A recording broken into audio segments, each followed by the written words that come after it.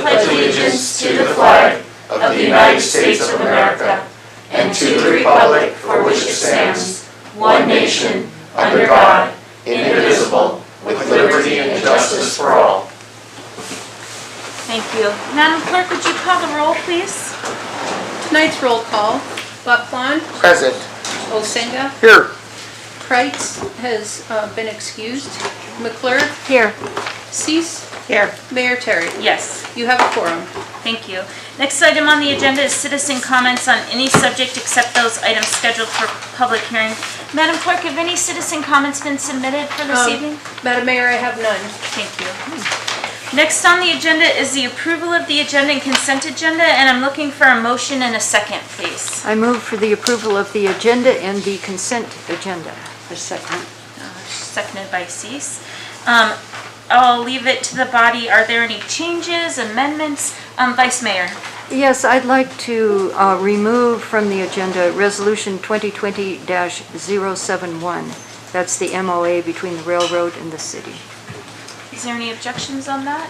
That was removed. Remove. Sorry. All right, I'll look around the room. Is there any other changes? Councilmember Buckland? I'd like to remove Resolution 2020-078 from the consent agenda. Okay. I second it. Anything else?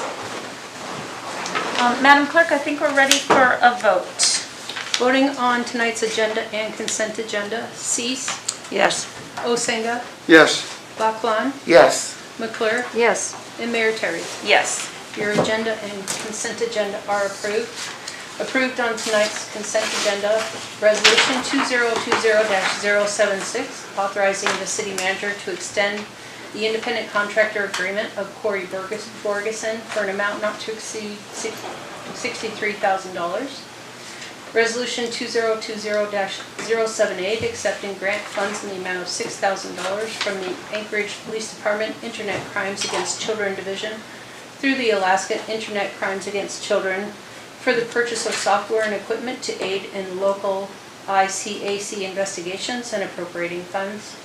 Resolution 2020-079, accepting grant funds from the State of Alaska Historic Preservation Fund in the amount of $17,295 with a required match of $3,970 for the fiscal year 2020 Certified Local Government Grant number 20005, Seward Historical Tour, Public Education Signage Project on behalf of the Seward Historic Preservation Commission and appropriating funds.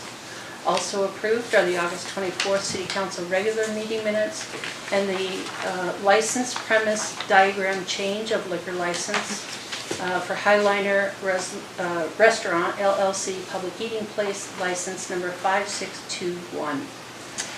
Great, thank you. Next on the agenda is special orders, presentations, and reports. And we were trying to figure out the best way to do this, but I think what I'm going to do is I'll come to you, Dorothy, if you want to stand up.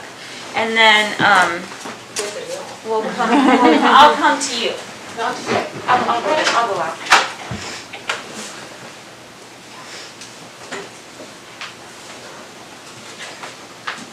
Let's make sure that we are on the camera because all of Seward wants to see your beautiful face, half masked. It's much better that way. Yes, but no. Well, what a privilege to be standing here with you today, and I'm just going to read these kind words that are so well written. So whereas Larry and Dorothy Urbach met at the University of Washington and were married June 25th, 1950, whereas in 1954 they decided to return to Seward to run the family store Urbach's, which is now being continuously owned and operated by the Urbach family for 105 years. Whereas when the Seward Silver Salmon Derby first started in 1955, Dorothy was the publicity chair and gave the fishing report on the radio twice a day. And in 1979, she won the Silver Salmon Derby with the 16-pound, 11-ounce silver salmon. That's key. That's important. So as where Dorothy served as president of the Seward Community Library Association for more than 25 years, and she was part of the community support, we have the library moved out of the basement of the Bank of Seward and into the corner building now known as the City Annex in the late 60s. Whereas she was a huge part of the library project from conception to opening, And whereas Dorothy served as the president of the board of directors for the Seward General Hospital, president of the board of directors for Wesleyan Nursing Home, and president of the Seward League of Women Voters, and she was named Goodwill Ambassador and Greeter for the city of Seward. And whereas Dorothy managed the Seward campaign for Wally Hickle's first run as governor and was named Woman of the Year by Governor Jane Hammond. And whereas she reported Seward events in the Anchorage Daily News column Saturday's Sundry. And whereas Dorothy sponsored the Urbox Youth Basketball League with Seward Parks and Rec for 26 years and has donated to many local sporting events, groups, and fundraisers over the years. Now therefore I, Christy Terry, Mayor of the City of Seward, do hereby recognize Dorothy Urbach for her 30 years of leading the Friends of the Library and her many years of service to the Seward community. Hear, hear.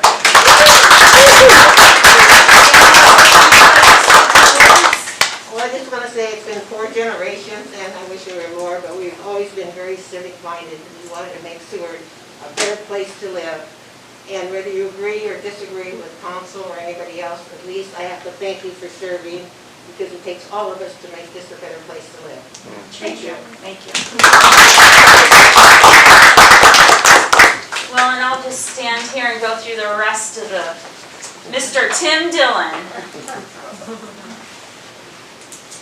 Well, Tim, I know you've been over here quite a bit, so we wanted to make sure to thank you for all your hard work on behalf of the City of Seward. So, Certificate of Appreciation presented to Tim Dillon.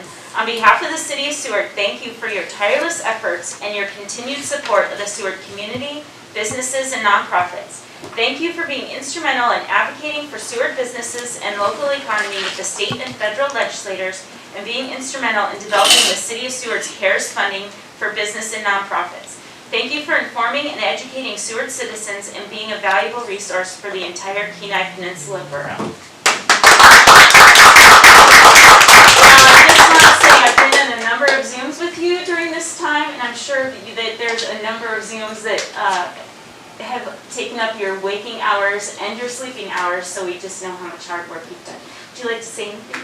Well, I'm going to have a chance to speak in a couple of minutes to do my presentation, but I enjoy working with the Kenai Peninsula, and if things, with what we're working on to try and help all our small businesses in our community, that's what it's all about, is making sure that quality of living is number one on the Kenai Peninsula. So, thank you. Thank you.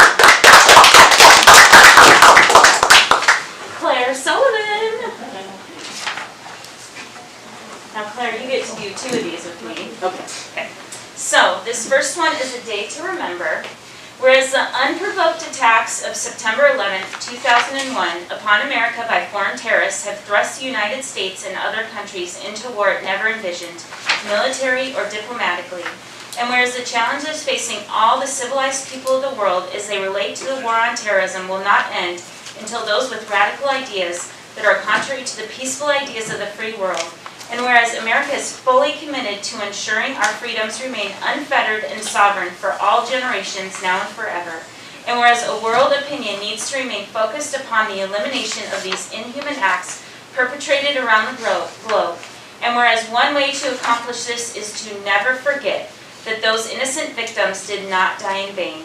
And whereas America can fight back while reminding the world that the deaths of these people will always be remembered and that they will be forever loved. And whereas service members and first responders from Seward and the state are honored and supported when they are called to serve and defeat inhuman acts of terrorism. And whereas a noble and appropriate way to accomplish this is through the annual celebration of their life and their service. And whereas this commemoration should be conducted on each September 11th throughout the land to include the promotion of global peace and goodwill, the demonstration of America's resolve and perseverance to win the war on terrorism, the advancement of responsible citizenship, the encouragement of patriotism and love of country, and the poignant remembrance of innocent victims who died September 11th as heroes one and all. Now therefore I, Christy Terry, Mayor of the City of Seward, Alaska, do hereby issue this proclamation in remembrance of those who tragically lost their lives on September 11th, 2001, and as a token of appreciation for the brave men and women who serve and protect our country today. So the second one is for American Legion Day. Take a deep breath. well, I just want to say, these might be long, but, forever we need to remember, and it should be long in our hearts to remember. So taking time to read these is more than worth it. So thanks for everyone's patience. So proclamation. Whereas the American Legion was chartered by Congress in 1919 on September 16th as a wartime veterans organization based on the 4 pillars of Veterans Affairs and Rehabilitation, National Security, Americanism, and Children and Youth. And whereas over the years the American Legion has become a preeminent community service organization which now numbers more than 2 million members, both men and women, and nearly 13,000 American Legion posts worldwide, working a variety of programs that support the 4 pillars and benefit our nation's veterans, its service members, their families, the youth of America, and its citizens. And whereas the Alaska American Legion has grown to be the largest and most active major veterans organization, an advocate for veterans' rights in the state of Alaska, and whereas the Alaska American Legion's current membership is over 8,000, with 35 chartered posts which include Legionnaires, auxiliary members, and Sons of the Legion.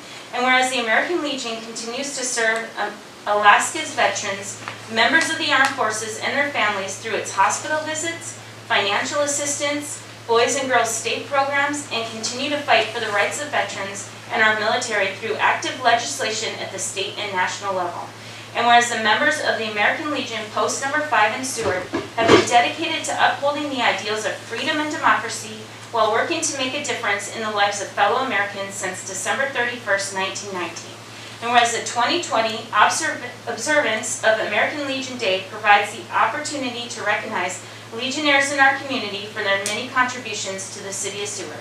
Now therefore I, Christy Terry, Mayor of the City of Seward, Alaska, do hereby proclaim September 16th, 2020 as the American Legion Day. Thank you, Claire. Would you like to say here? Just a few. It doesn't matter where you come from, whether you are a veteran or a first responder, many times said both. There's average individuals from every community that have stepped forward and saved so many lives, whether in war or even during terrorist attacks. We need to remember them. We'll always remember everybody who was sacrificed. Yeah. Thank you so much. Thank you.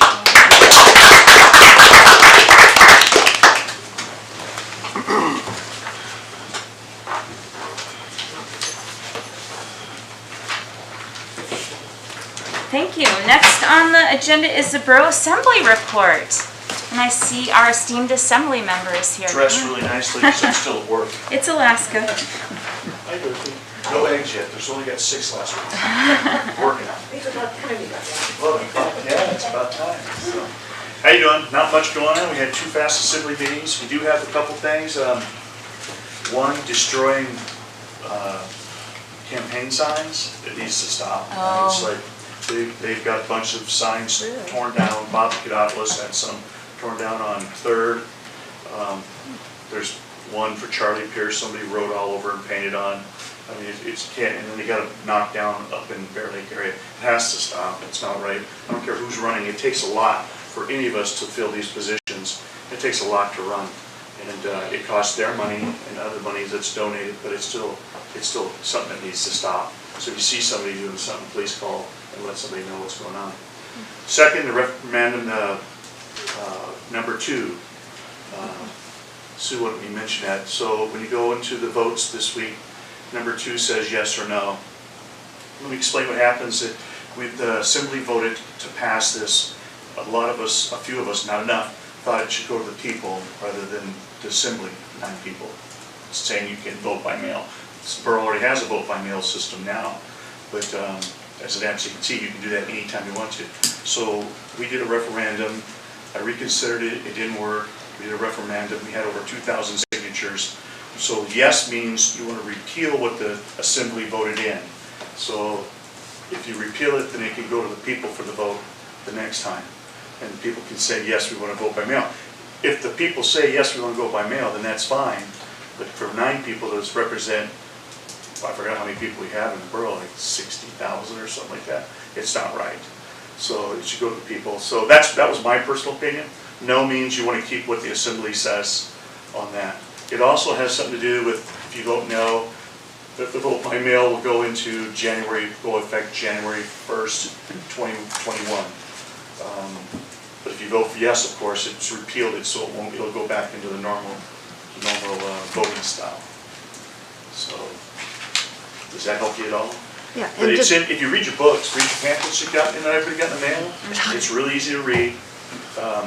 We also have a little gal, Katie Hamilton, running for the school district. She's a local girl. She's been involved in school districts, and I support her on that. So it'd be nice to keep somebody, one of our representatives from Seward, involved in this. We had Mrs. Hull for a long time. Now I think it'd be nice to have somebody else take a step from Seward, because we're the largest one on this side. I think it's really important to help support her too. I'm just standing that in for her, so. But other than that, we got a couple things. We had some vacates and all the fun stuff that we were doing, and that's about it on the borough. So we actually got out at 8:30, which is unbelievable. Wow. Tim knows, he's been there. It's unbelievable to get out at 8:30, but we got out at 8:30. And Sue knows it too.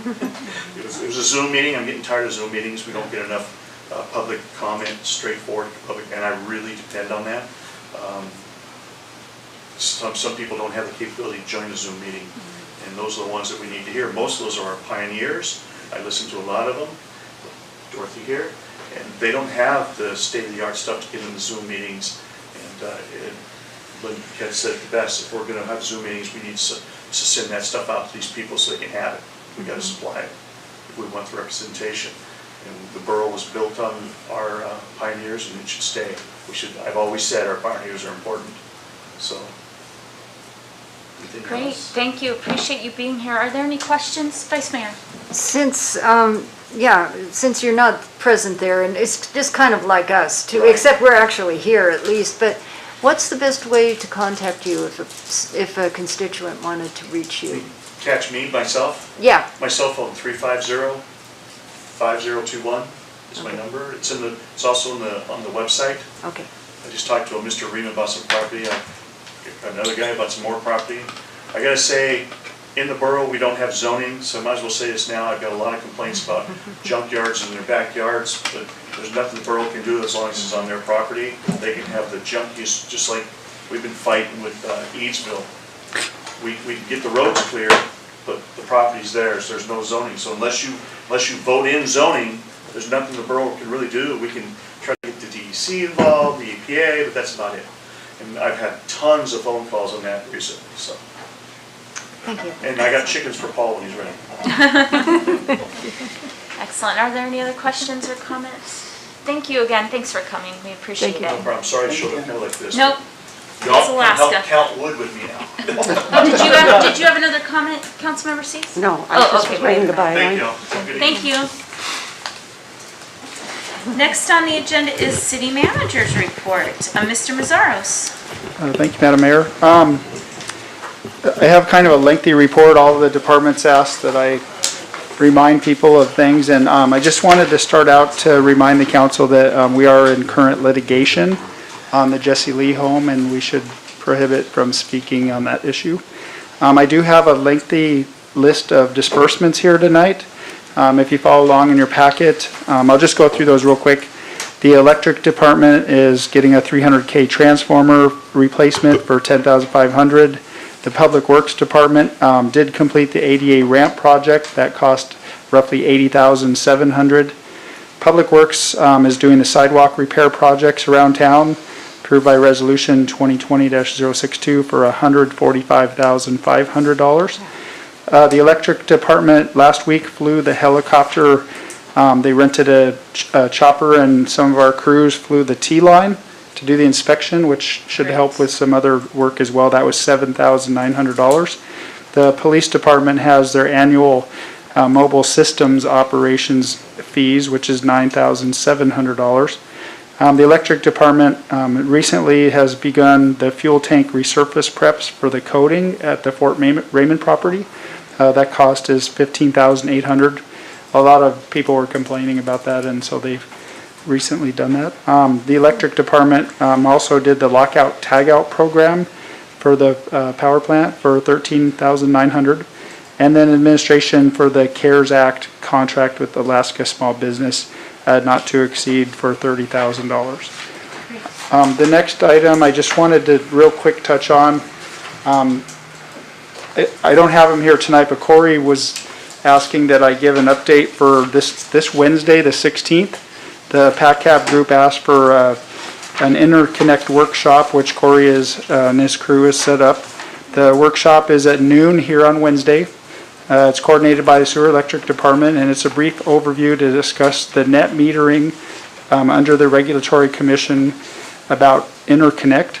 The presentations will be by John Jungling of Homer Electric, Josh Kraft of Matanuska Electric, Nathan Minima of Golden Valley Electric on their utilities efforts and experiences in this effort.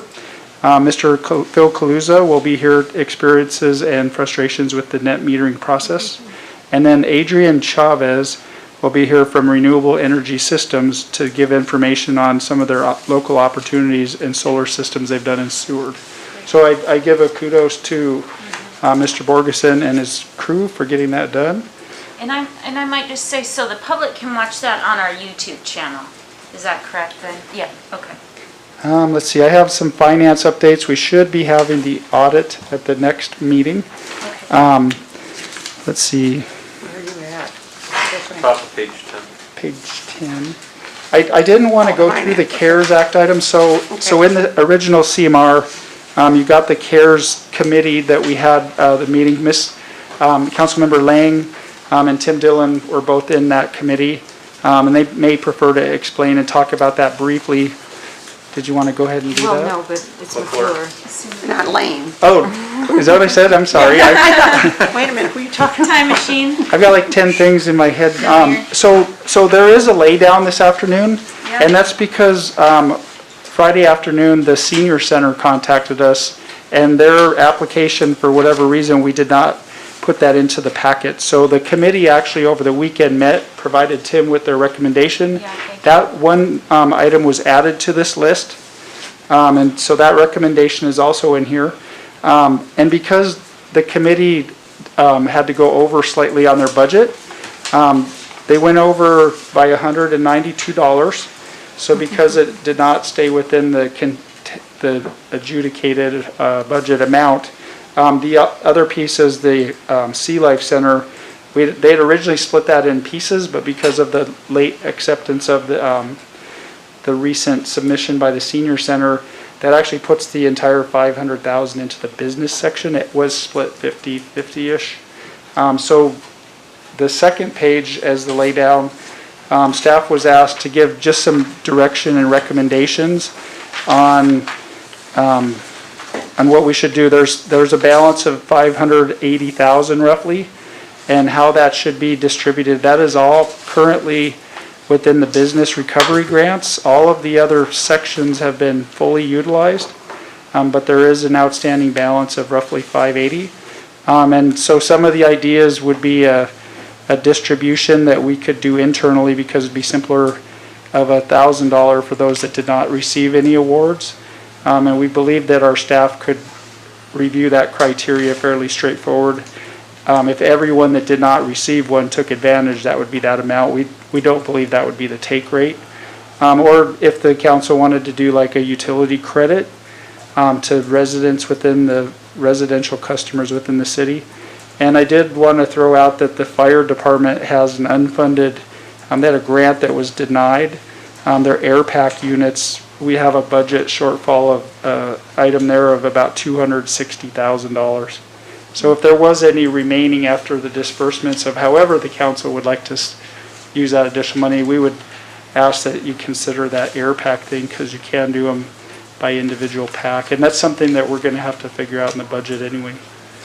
Can I ask a question regarding that? So the air packs, just looking at the qualifications for the CARES Act, do you believe that would fall under the what allowed uses for the CARES Act? Yeah, it's emergency type stuff. So like, it's interesting how different communities do it, but some of them are doing like emergency communications, networking, first responder type equipment. So that would be eligible, but it would really be up to try to utilize the remaining funds to the business in the fashion that most suits the council. Okay, thank you. So I do need direction on if the committee is okay with their recommendations to pursue. If they had been at or under budget, I would have just given that as like, here's what the committee enacted, but because it goes outside that budget, would like to ask for a vote of the council to support that recommendation. I think that's fair. Vice Mayor? Using my own name on this one. Sorry about that. I just wanted to say that our committee, the nonprofit committee, was one of the best committees I've ever sat with. We met but at first we were presented with this stack of stuff, and some of us were thinking, oh, we've got to take it home and study it, and then some of us said, let's just get started, and 3 hours later, we came up with a very well thought out product. When you see numbers like this, it doesn't include the discussion part, but that's why the committee was there. So I was the council member on the committee, and Mr. Dillon was here. And it was Claire Sullivan, who was just here, Kim Ryerson, and Hillary Bean. And it's quite a diverse group, and we discussed every single one of them. And, so I think that's a very well thought out plan. It evolved through the day, and then it's unfortunate, but we fixed it, that the senior center's application just got lost in some email land. It wasn't. We were wondering when we were presented with the list why the senior center had not submitted, but we didn't know that. Anyway, so that was something we had to deal with over the weekend to come up with what we've come up with. So anyway, I vouch for this. I guess that's all I got to say about it right now. And I don't know if we want to talk to Tim about it or not too. Councilmember Buckland? I had a question on the administration part of the grant or of the CARES Act funding in total was $250,000. And then for the biggest chunk of our money that we spent, which was towards the business grants, most of that cost was $30,000. So if we're looking at that, we had help from a third party to commit to administer that part of it. How much more are we going to have to spend on our side to administer the business grants? And is there any money left over from the $250,000 for the administration fees of the grant? So a good question. All of the budget areas have been fully utilized. So we had way more claims than that $250 and the piece for the city. So the $30,000 invoice is on your request here tonight. That would be coming out of that 250. So I mean, we're assuming that if you do an additional outreach to the smaller businesses or the people that did not receive the funding, that would be handled internally, and we would not have an outside service do that because it's a much simpler application process. So what I'm saying is, So within that question, so I don't have that in front of me, but within that category, how were the other costs of that 250 being utilized? Is that the question? yes. I could get that breakout. I don't have that here. So the hourly, overtime, and the first responders, all of that stuff was categorized. I think we had almost $4 million. No, the $250,000 was administration fees for the CARES Act funding. So some of that includes like our legal fees for COVID, different administrative costs and expenses that qualify under the grant. Which would have been under the city part, the city's part of that CARES funding total. That would not have been under the hourly for the first responder and the emergency operations. There's two different sections there. Tim is here and he's more of an expert on that. I don't know. Which, and I just didn't, I brought everything but that, actually. I guess I'm okay. On top of that, there was also $1.2 million that was also given from the borough to the city. So what I'm asking is, of the $250,000, $30,000 was spent on administering this through the SBDC. Right. How much more of it is being There's used for zero what? left. There's zero left in anything but the business grants. Everything in the entire program that was allocated to the city, that was budgeted by the council, has been utilized. So if you want to see that exact breakdown, I can get accounting and finance to provide that. I think I that don't would be have that helpful right to here, know. If $30,000 took care of a chunk of took care of administrating the chunk of our money, what else did we spend from the $250,000 to So, I'm just- so some of that is materials, supplies, PPE. There's a lot of different things that go under that category, but Tim, looks like he, Well, and let's, first off, I want to go ahead and make a motion to accept the committee's recommendation as outlined on the laydown finance 2 of 2. Do I have a second? Second. Okay, second. So let's get that off the table and then we'll go on to further discussion. So, I go have ahead, something to Councilmember ask Cease. on that, that's what I'm hearing. No, so we're just accepting, Oh, this is that one. the only Okay, page you that said we're. page 2. I The thought committee this we one was did. afterwards. Okay. The nonprofit. Councilmember Buckland? So that, if we accept this, that means there's no changes to this from now on. No, I don't believe so. I think what we're accepting is just the recommendations from that committee as it pertains to the nonprofit allocation, so we can get those checks cut. I That's don't- my intent. Okay, I don't disagree with that. Yeah. I just, if we say we were gonna fund the rest of the Sea Life Center, or, I don't know, there's a lot of, what I see also is a need of what we're providing, and then there's a gap in between there. So then it looks like on this page 1 is some recommendations from administration on how the rest, some additional funds can be dispersed. None of which is filling any of the gaps from what this sheet is saying. No. Right, you're right. So you're saying the variances, so we Yes. would be adopting their recommendations even For the with the variances, variances. correct? May I speak to that too? Yes, Vice Mayor. The council decided how much money was going to go to the nonprofits. That's what we were up against. The grant, I believe it was the $1,224,000. That's what we set aside for nonprofits. So we had to adjust the asking to that amount. That's how much we've allocated for the nonprofits, period. That was it, right? So it wasn't like we were shorting people for frivolous reasons. It was because we had to get down to an amount that we were the budget. allocated. Councilmember Buckland? I'm not opposed to not funding the nonprofits, what they ask for, or the variances in between. I'm just wanting to know that we're making the right decision with no report from the committee other than the recommendation of what the committee had said. So I trust you if you're going to say that that is you, that you're saying this is the right recommendation to do. But at the same time, I'm wondering if later, if we decide to take any other money from the CARES Act funding, that we can change this and or make substitutions to what has not been filled.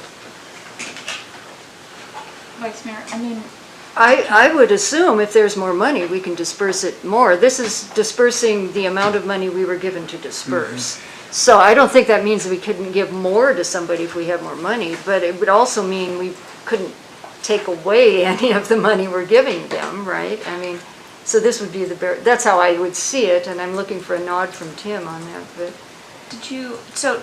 Mr. Dillon's willing to talk about the process, or did you have further comments? You can go ahead and speak. Yeah, I Thank you. wanna- Go ahead. Thank you. So, first of all, when the committee and I met and we discussed things, it wasn't quite as difficult as some people might think when you broke things down and you looked at things. Because there were some things that they were asking for that they really wasn't under their purview.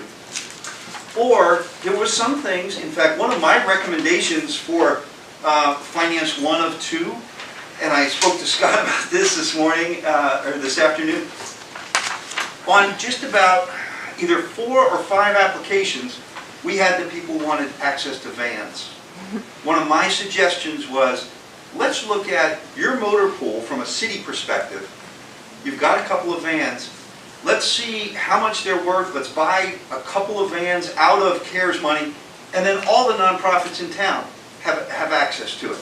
Rather than, we had the Boys and Girls Club looking for vans. We had the Senior Center looking for vans. We had the, somebody else, so what we tried to do, because we had all this information available, was try and figure out, okay, what's the best use of this money, and where is the crossover? One of the things that Cape Head is known for is making sure people partner, and I think the size of your community, and the amount of money that was doled out, I think the committee did a very good job of making sure that this is what the best is for that $1.2 million. Again, if we had more money, I'm not sure. Like, for example, you know, I don't want to speak out of school, but there were several asks that the variance is, you know, anywhere from, you know, $20,000 on up, where when they asked for something, they didn't back it up with what they were going to do with this stuff. Or we saw that it was being done somewhere else, and it was almost like an expansion. And one of the things with Alaska CARES Act money is that people are not supposed to be expanding their businesses or expanding their reach. They're trying to define those areas and help work with them. So I understand fully what you're saying and your questions, but I can tell you from my personal opinion, I'm pretty damn proud of what we put together here. And I think this really helps the community. And as I said, the one thing I would look at is, I think you've got a variety of businesses that did not qualify for a dime. And I think there's some special circumstances there. And Scott and I have talked about it, Jason and I have talked about it, because the businesses have contacted me. So I think to have some money available for that, an electric utility account credit, that benefits a lot of people. But I also think at some point you should be looking at that van, because Sue can tell you, it was on multiple applications, and everybody's not running these vans 24/7. So for us to be able to do something in such a small community, I think it'd be important.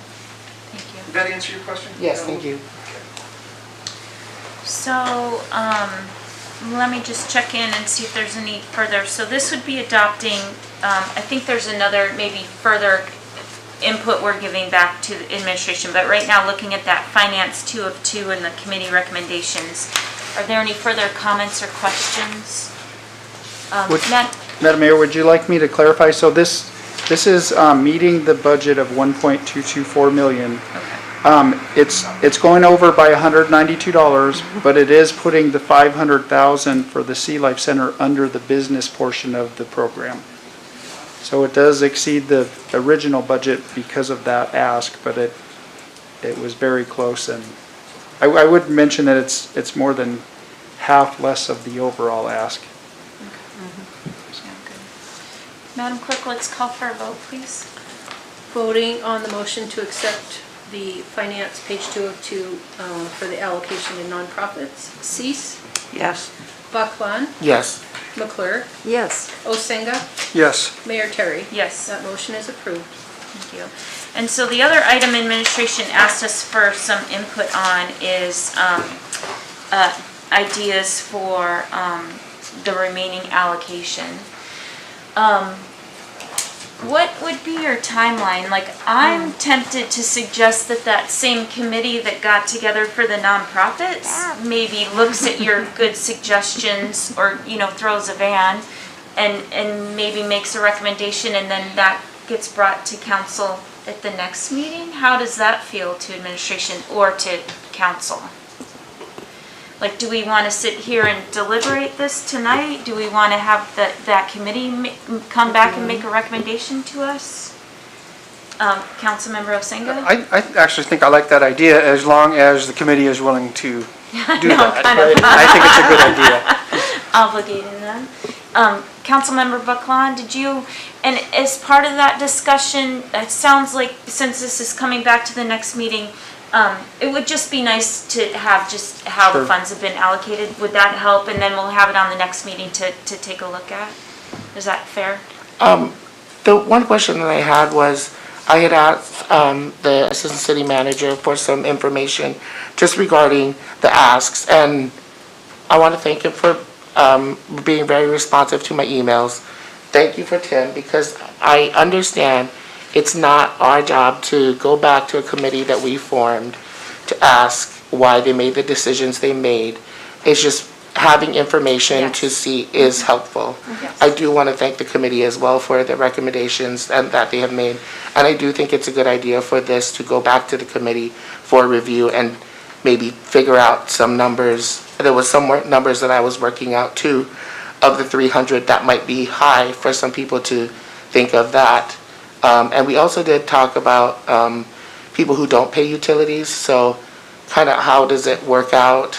And maybe there was another way, or giving more money to another nonprofit out of something and not having, if it was a $300 credit, it was a $300 credit. A $150 credit is helpful as well, and that frees up $150,000. So in just thinking, I think there's more solutions that they could think about as well, and I do like that idea, so thank you. Madam Mayor, I just want to thank Councilmember Bacon for the communication and the dialogue that I've had with him in the short amount of time that I've been here, and it's always good to work through these. And just to second what Mr. Tim Dillon mentioned, I was present for a small portion of the meeting that the Nonprofit Cares Committee spent together, and saw nothing but really good work. I think they did an excellent job, so hats off there. And then with regard to the administration suggestion, I guess my question for council would be, we spent a good amount of time trying to come up with one illustrative example of a way that we can get some more of this money out into the community to best benefit folks. And I guess just two things. So one, to be thinking about here is when we started thinking about those that didn't benefit from the first round of the Business Cares Act, it would be fairly simple for administration to go and finance to go through the process of identifying, those based on those 4 criteria who would benefit. Because we did a preliminary look and it looks like 267 businesses would be eligible. So that's amenable.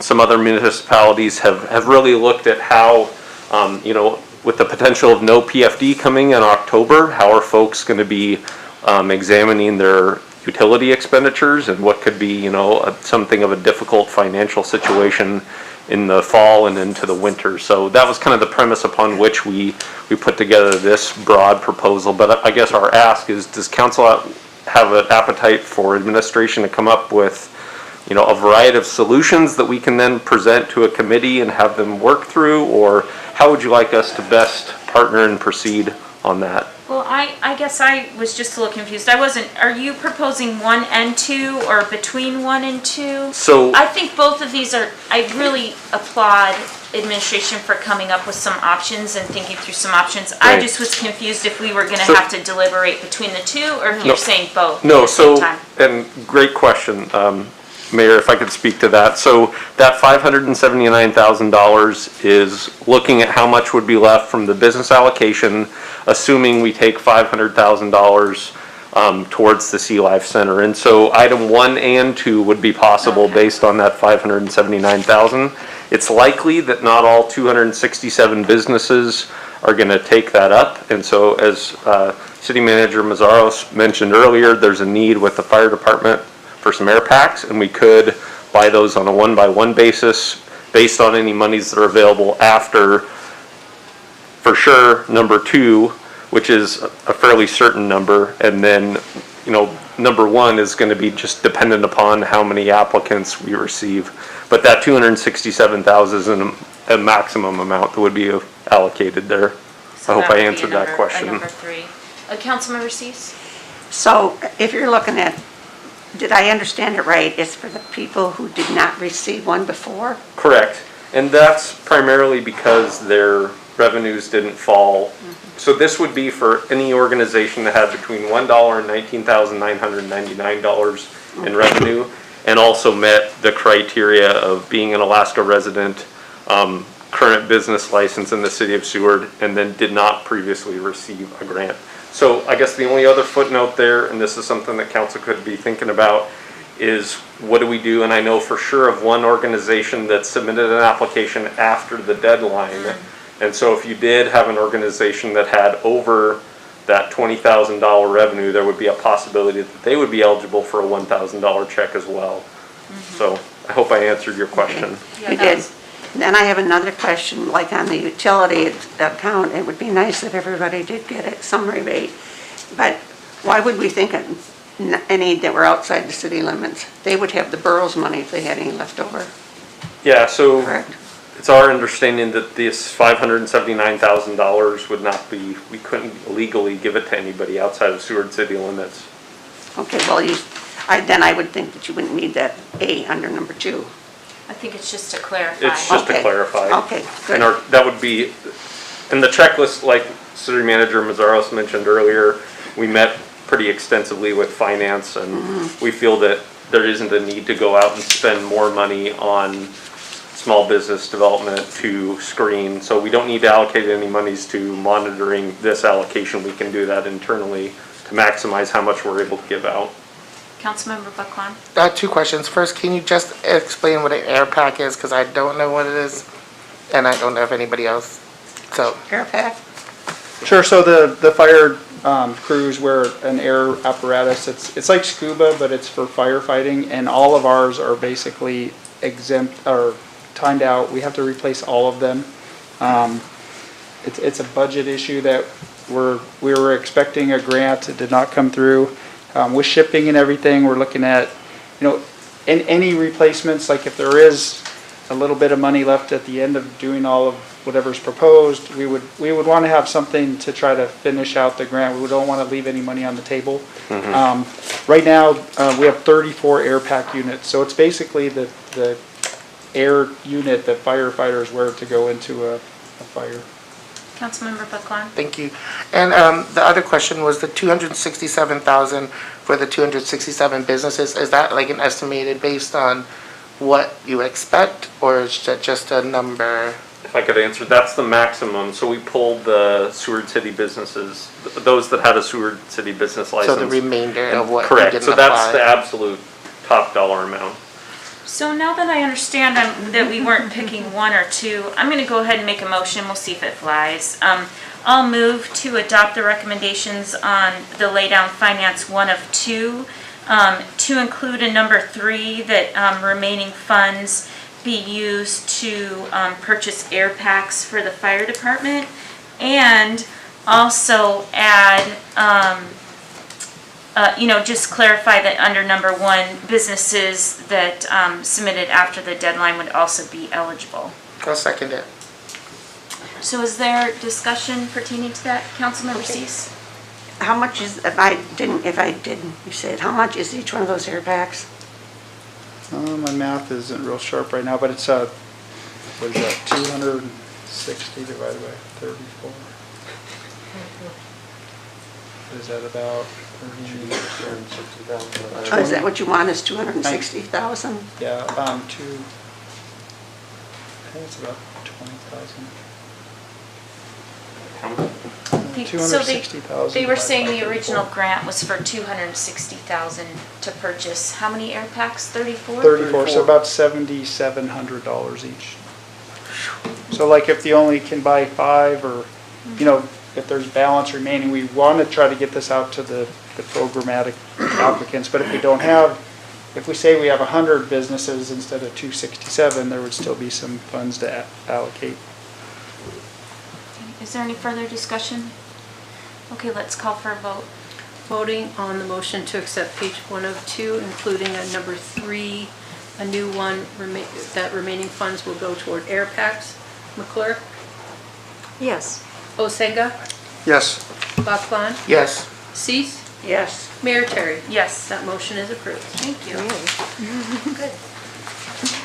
So the committee doesn't have to. No, so then sorry, that was my misunderstanding. I thought we had to deliberate a little bit more, so that was perfect. Thank you, administration. Thank you. You're welcome, thank you. Are you done with your report? Yeah, I don't want to get too in detail and keep those people to their Well, there is schedule. something I want. Okay, Councilmember Cease, did you have questions? Yes, I did. The sidewalks, is there going to be any more work done downtown? I believe that the section that they're finishing up now is the last piece for this project. Well, I really wish you'd look at the front of that Generations building. They have got 2 sidewalks there that are terrible. They should have went another 2 blocks through things up. So you might ask them, at least patch them or something. Maybe it won't work that way, but I saw somebody's trip on it the other day, again. I'll follow up on Okay? Are there any other comments? I have a comment and just a couple questions. I just want to thank the electric department for getting the field engineer, Rob Larson. You had mentioned that at the last meeting, to finish up the construction jobs for the season. I think that was a great idea. I want to highlight that and thank that. And then, not for this meeting, but I know that, moving into next meeting, we have our second quarter numbers back, and we probably won't have our third quarter numbers back until probably closer to Christmas. But I know we had one budget committee meeting.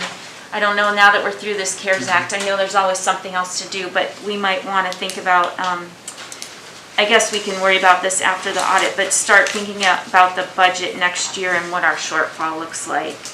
And then the only other meeting that I was thinking about is, in conjunction with that is, and I know, Scott, you've been championing this since you arrived, but having a project meeting with short, medium, and long term, and maybe before the end of the year in conjunction with that budget. But, as we're moving into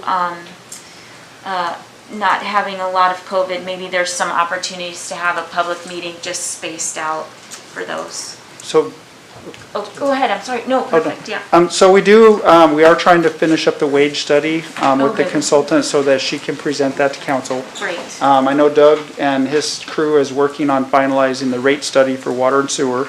That's going to be a 2-on-2 type of thing with each of the council members, and then it would be brought back for a public meeting. So that is also, we'd like to Wow. have that done before budget. And then there was one more that I'm trying to, the CIP and all of that is something that we are trying to get done before the budget period. Yeah, as and well. I know, I'm not trying to, I'm just worried. I know that our second quarter numbers came back, and I think we're all a little fearful of our Yeah, third quarter numbers. I mean, it's public information, but our last year's sales tax was like 1.4 million, and this quarter it was 800,000.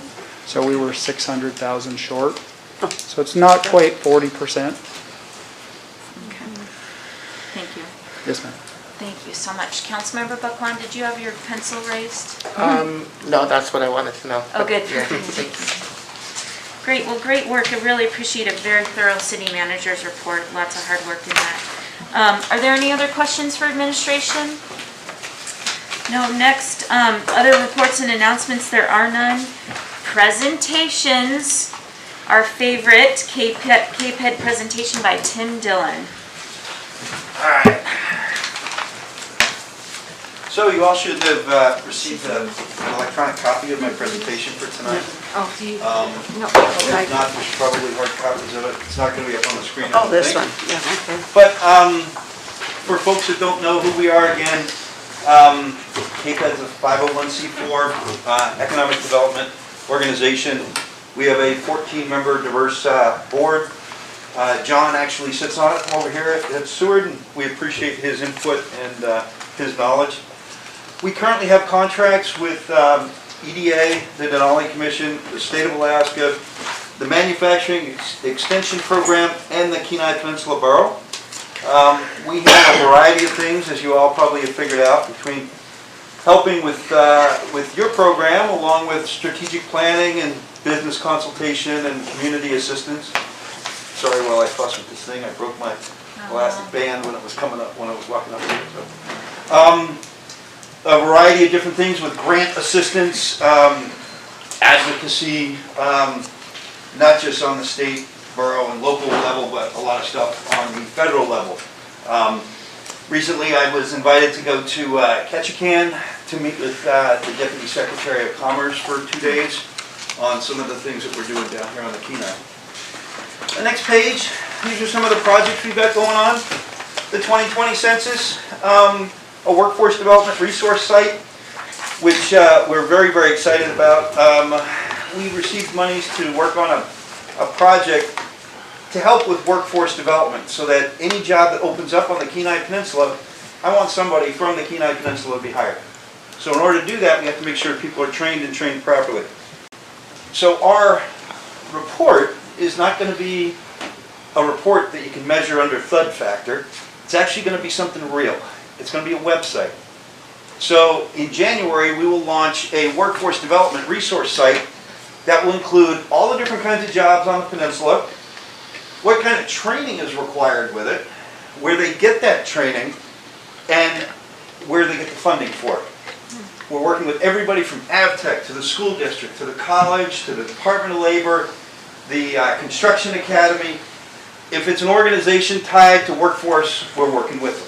So we're really, really pleased with that. We're also, as you probably know, handling the Alaska Cares Grant, comprehensive strategy, economic infrastructure projects. The Red Mountain Ecotourism is on here, which is a project we're working on. When this came out this afternoon, thank you, Brenda. I heard from 3 different local people that were not happy with me because of this being on here. And they wanted to know why I keep promoting projects in Kenai and Soldotna instead of in Seward. And I had to explain to them that Red Mountain isn't in Kenai or Soldotna. It's actually outside of Soldovia, and it actually connects. Red Mountain is actually the chromium mine that's owned by the Soldovia Native Association, Nanwalek, and Port Graham are all involved. It ties back into Windy Bay over on the other side. So it's a project we're working on with the state.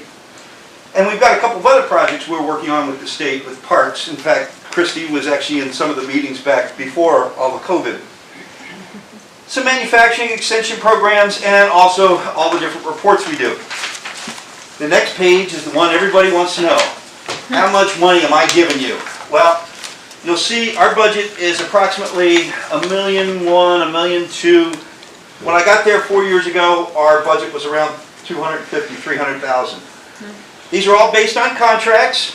The Kenai Peninsula Borough, we have a $100,000 contract with them to provide a variety of different things. Under Title 29, there's a variety of economic drivers and things that they're responsible for that have been turned over to us. You'll also see the Denali Commission, State of Alaska, EDA, a variety of other places. But those are all based on contracts. Nobody just gives us money to gives us money. Everything dime we bring in is tied to a contract. Next page. I cannot speak publicly without reminding people about the census. Got a couple more weeks. If you want to do something for your community, from an economic standpoint, 10 minutes, 10 questions, 10 years of impact. So make sure that people go ahead and fill that stuff out. Next page. Every 5 years, we do a comprehensive economic development strategy. This October, we're going to kick off a year-long project of writing our new 5-year plan. We are going to have meetings over in our offices on October 1st and 2nd. October 1st is a retreat for our board, and then the second day is for our board, and we've hired the Center for Economic Development to assist us with helping start to put together the framework for this new 5-year plan. Every one of the incorporated and unincorporated communities on the peninsula are going to be heavily involved. I'm not sure, John and I chatted for a couple of minutes beforehand, he may or may not be able to make it over to the meetings. Please know that if John can't make it and you want your city manager to stand in, we'd be more than happy to have him over. We'll take care of his travel and his hotel and stuff. You don't have to worry about funding for it. That's our comprehensive economic development strategy. Next page is just goals and objectives. These are the goals and objectives that came out of our plan 5 years ago that we tweak every year. So my guess is some of this stuff will continue to be relevant, some of it will not be. But this gives you an idea of some of the things that wind up happening after the year-long process. Okay? Next page, Alaska Cares. So we were real careful with how we worded some of this stuff, because I even heard from the borough mayor the other day wanting to make sure that he understood which monies were coming and going where. So the Alaska Cares state monies. There was an RPL that the governor put together for the legislature. So these are the areas and where the monies have come. Direct municipal relief was $568 million. Out of that $568 million, that's where Seward has gotten their money. That's where the borough's gotten their money. Okay? The next one is small business relief. That's the $290 million that I've been working with. We'll talk a little bit more about that in a couple minutes. HFC homelessness assistance for $10 million. Anybody that read the Peninsula Clarion this past weekend and saw the headline about the potential grant that Love Inc. and the Challenger Center are working on together to try and find some place for all these little couch surfers we've got, all these kids in school that don't have any place to live. There's 32 beds at the Challenger Center, and we're trying to put this deal together to fit underneath that. And I'm actually, most of you all remember John Torgerson, Senator Torgerson? He actually is the president of the board, and I'm the vice president of the board. So I believe we're going to make that one happen. Health nonprofit support, again, is some areas for some of the medical folks in and out of the different hospitals. And then the last $331 million is for health-related COVID-19 costs. That's a lot of the testing and things you're seeing at the airport and some of the other issues that are being handled. Besides that, there were 9 additional direct agency funding items. Some of that was transportation, airports, no, not the Alaska Marine Highway, sorry. But a variety of those kinds of things. If you want to know specifics, give me a holler and I can give you all that. So, let's go to the next page. This is the Kenai Peninsula Borough. As of September 10th, last week, all 6 incorporated communities and 14 of the unincorporated communities had not only had businesses not only apply, but had been approved for Alaska Cares. So, on the Kenai Peninsula, there have been 266 applications have been approved for a total of $9,714,273.85. That's an average of a little over $36,000 per. Here's the impressive part though, and the commissioner just really enjoyed telling me this the other day. The total amount that's been given out by the entire state of Alaska for small business is $77 million. And here in the peninsula, we have almost $10 million of that $77 million. Wow. So we are having a lot of people listen to us and do what we tell them to do to apply and make sure that they're getting what they need. If we go to the next page though, our work's not done. There are still 480 applications on the Kenai Peninsula, and that would total another almost $36 million. So we still have a lot of work to do. The portal shuts down at 5 o'clock tomorrow night. But I believe that between the money we're going to be able to bring in with Alaska Cares, what each of the 6 incorporated cities have done, and the borough, it's going to be a sizable dollar amount that people are going to see at the end of the day that went back to as many of them as we could. Doesn't mean it's everything that people need, but we're doing better than a lot of other places. Next page. This is what you care about. The city of Seward. Out of that $9.7 million, you currently have here in the city limits 37 applications have been approved. There has been $1,283,310.70 dispersed to your small businesses here in the community. That list underneath there, those are all Nexus, those match up with Nexus codes, which are federal codes that are used when you're trying to identify areas. So some people might say, why do you have agriculture and fishing together?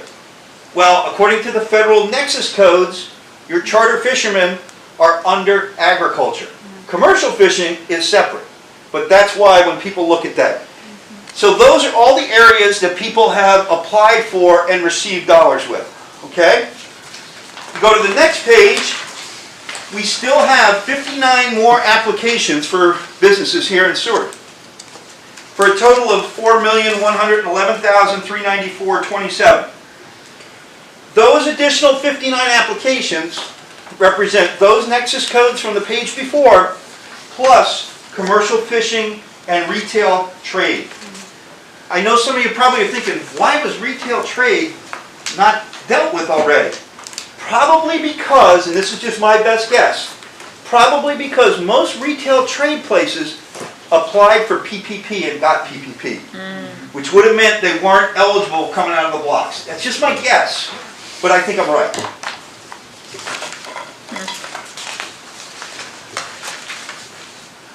And that, my friends, is my presentation. One thing that I do want to say is that with all the changes and the additional contracts and things, I have increased my staff, and as you know, my ladies back at my office tease me, I'm just a pretty face out here. They're the brains behind the operation, and I agree with them 100%.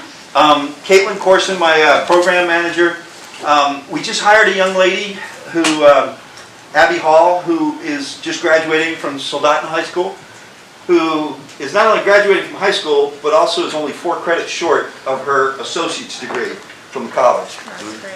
Plus, I know Scott knows this, but we also hired a special projects manager. I hired Cassidy Cameron away from being the city manager over at Seldovia, so she comes to work for me as of the 15th. In fact, this evening is her last city council meeting back in Seldovia, so be more than happy to answer questions. Hopefully this gives you a little bit of info of where we are and the numbers. And please, if questions come up, because it is confusing, all the different, which pot of money, give me a holler or shoot me an email. I'd be more than happy to help. Are there any questions? I know I've talked to a number of businesses that you personally have helped and counseled over the phone, like above and beyond between city stuff and state stuff and your own stuff that you're managing, so we definitely appreciate that. And tell us, when's the last day to provide census information? Well, there's still potential lawsuit that they're in the middle of going back and forth. When I talked to Dan Sullivan here a week and a half ago, they're trying to push until October 31st, but currently the law is written for the last day in September. Okay. So your guess is as good as mine. Councilmember Cease? I know I did mine online, but then I've had people stop at the house. And now when I called, they said, well, if you have done it already, don't worry. But is there a place to look to see if you have been counted? Unfortunately, there isn't. But you will enjoy this because my home is around 3 miles away from my office. And we have been visited by 6 different people. And after the second one came, my wife, we're sitting at dinner and she says, Tim, she says, why are you sending all these people over here? And I said, what do you mean? She said, well, aren't you just testing them to see whether they show up? I said, hell no. I said, So I don't know. They have done the best job they can, given COVID and their start and stopping and everything else, but there's no, part of the problem is they do this once every 10 years, so there's no history. People that have done it from one year to the next, so I apologize, but. No, I just wondered if there was a place you could call and make sure I that wish mine there was on record. Well, you know what, when you pressed send, did you take a picture of? I didn't know I would have to. See, I knew that's what I did. I didn't know I had to. Yeah. Well, that's what I did, just to make sure that. Well, and I did ask about that, and I did hear, so if you have someone come to your house again, it's just not connecting with the online. So you can, like you're saying, you applied online, and then it's just more of a duplicate. And on the hopefully last it's one of one- your neighbors. Yeah, Hopefully well- it's somebody from Seward. On the last one, I put a note on it on the door and taped it, because I haven't always been to home, that I had applied online. Thanks for stopping again. One of the tough parts is, and I hope people did this, that we learned over in, we saw it in Kenai, Anchor Point, and the Milchick, that the packets didn't match up with the person's address. So we were telling people, don't even worry about the packet, we're just doing the best we could. Well, Okay, we thank thank you you. again for all you do for Seward, and we very much appreciate problem. you, Tim. I think we want to give you a. So next on the agenda is public hearings. The first one is ordinance 2020-011. Madam Clerk, would you read the title into the agenda, please?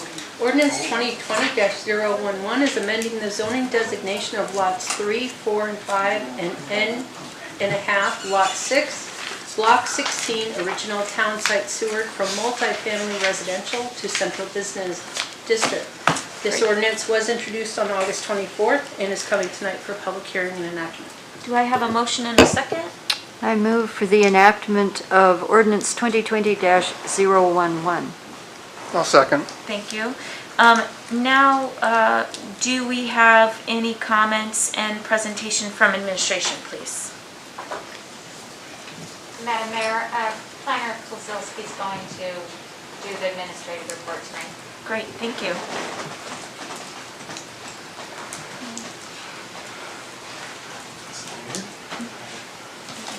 Good evening, Madam Mayor and council members. My name is Eric Kozlowski. I'm the current planner here in Seward under Jackie Wild. This is recommendation is coming to council tonight to amend the zoning of lots 3, 4, 5, and the north half of lot 6, block 16, original town site. These are addressed as 331 and 335 Fifth Avenue, from multifamily residential to central business. The item was originally brought forward in the June 2nd Planning and Zoning meeting and was postponed for 2 reasons. First, Lot 2 was originally part of the application, and Lot 2 has 2 owners, one that signed the application and one that opposed being part of the application. We needed time to rectify that. And second, because staff requested time to solicit the approval of the remaining R3, both on block 16 and block 17 of Fifth Avenue, to see if we could bring the whole area in at one time. It was brought back in July 21st, 2020 P&Z meeting. Staff brought the resolution forward recommending removal of Block 2, Block 16, and without the inclusion of the remaining R3 in that area because we did not have enough support. Now, the initiation of this application was valid because it was going to will bring these parcels into conformance with the land use plan, and the area is contiguous with the zoning to the west. That is across the alleyway onto Fourth Avenue, yeah, where it would be where it is zoned central business. However, this will increase the inconsistency along this block, and without either Lot 2 to the north or lots 7, 8, and the south half of 6 to the south. It really does, it increases the inconsistency because then you have commercial, residential, commercial, commercial, residential, and then institutional, because this is just down the street here. The Planning and Zoning Commission voted to approve the resolution to recommend the rezoning by a vote of 5 to 1. If we look at the history in the past ordinances, the city has at times taken large groups of the same type of zoning and then brought it into conformance with the land use plan. The most recent example would be the Forest Acres subdivision just earlier this year, or at the end of last year. Sorry, I didn't write down the ordinance number. Where it was brought from R1 to R3. The city has also approved zoning of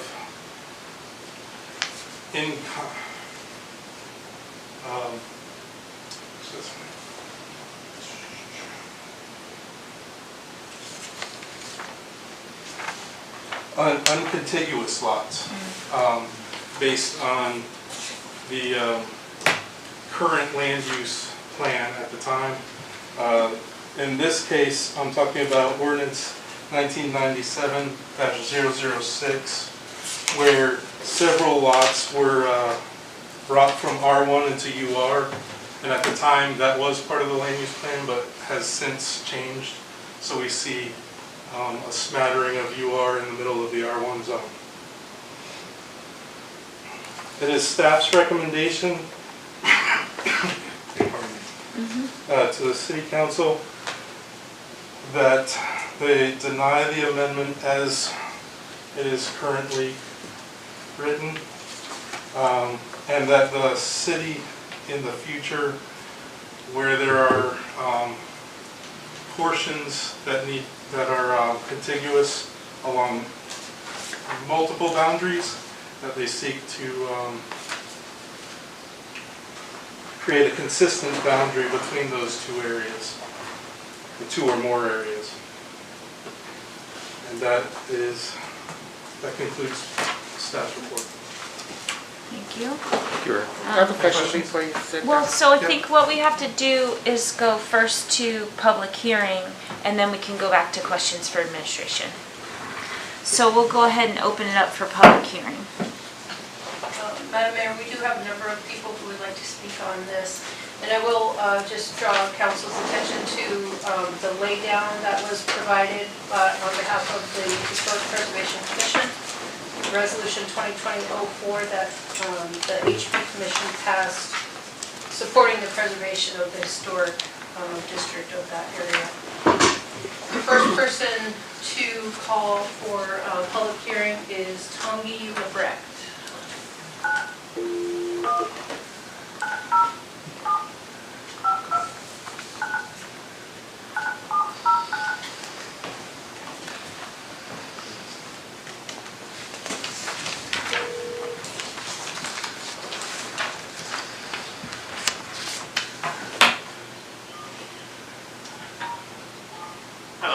Hello, Tongi. This is me. You have, you're with council and you have 5 minutes for your testimony. Wonderful. Thank you very much, Mayor Terry and Stewart City Council members. Thank you for the opportunity to address you, and thank you for your service. Can you hear me okay? Yeah, we can hear you great. All right. All right. So my name is... Tongi, There's a little bit of a delay here. can you possibly turn the volume down in your background? Absolutely. All right. Can you hear me okay? Thank you. All right, thank you very much. So my name is Tongi Lebrecht. My address is 219 6th Avenue. As Miss Dorothy Urbach stated earlier, this is a wonderful place to live and to serve. As Mr. Dillon stated also, both economic development and quality of life are vitally important to Stewart and to the borough. By the way, what a great presentation detailing how one can make a difference here in Stewart and on the peninsula. Also referring to some of the earlier folks, I want to honor those lives that were lost at 911 and appreciate those comments as well. I also want to recognize our Honorable American Legion and other comments and recognitions that were made there. All of these individuals bring traditions, histories, and public service to our wonderful city of Stewart, and thank you all for your service. I'm honored to be a Historic Preservation Commissioner, and I'm in full support of the HT resolution you're going to hear about later tonight. The borough's report also gave me goosebumps thinking about unfettered zoning or none at all. It is a privilege to serve. It can come in many ways. And celebrating and capitalizing our position as one of the most treasured communities in lasting history is one of those ways. Ecotourism and historic tourism have economic significance, and you'll hear some about that from Chair Speaks in a little bit. That said, my comments tonight are made as a private citizen. They reflect my views, which may or may not be in line with more official comments to be made by HT Chair Speaks. As I said, I'm a commissioner, but I'm speaking as a private citizen. Or they may not be in line with those words of others who are citizens. So thank you for allowing me the opportunity to speak with you today. Please make allowance for my fervor, my passion for our history. I would have preferred to address you in person, which is obviously not possible in this unprecedented, difficult time. I also don't believe I stand alone, and I believe that this time that we're going through with COVID is really allowing us to look at what's important, what's vital, what's important. I'd like to start off by expressing my appreciation, however, for us following a transparent public process, including this public hearing on a very important subject with the stewards. I'd like to express my appreciation and understanding this was a challenge for P&Z Commission, for the City Council, for the AP Commission, to balance responsible development and critical need to preserve the history of our city, our many landmarks, and the importance of what has been here for a very long time. I'd like to recognize it's sometimes hard to take a position when there's been so many opposing and complicated viewpoints, often at odds with one another. But we all are looking for the same thing, and that's for Stewart to prosper. These have been referred to earlier tonight as inconsistencies. We're talking about the zoning and so on. I've maintained that actually referred to a lack of agreement from our public, and in fact, in some ways, in my own opinion, maybe a lot of spot zoning, which I don't believe is part of our intended land use plan. I feel like I should speak out in my intent to preserve our history, our culture, and our indelible places that Alaska landmark, our crucial historic district, an important location in Alaska's history. By the way, preservation, historic preservation, by the nature of the word, means the act of keeping something in its original state or in good condition, the act of keeping something safe from harm or loss. That's precisely why I'm personally against the proposed rezoning of the aforementioned lots on Fifth Avenue. The act of keeping something safe from harm or loss. Under Carter R3 zoning, there are limits to the land uses for the area.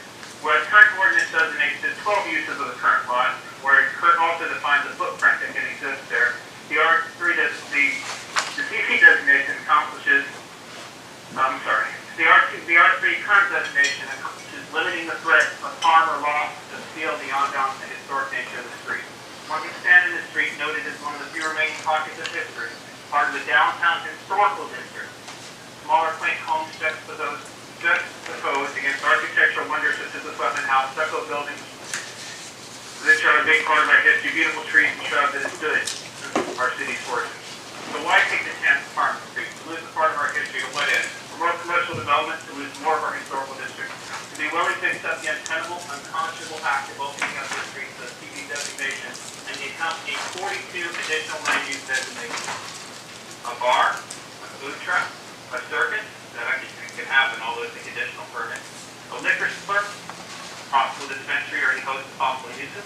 By the way, it also opens up the building to zero lot lines, removes most setbacks, and allows us to use full lots to build anything, including cell phone towers, currently not allowed in residential. How much is our view shed worth? Is our history for sale? Can you live with being the decision-making body that allows the historic part of downtown to be converted to the unknown?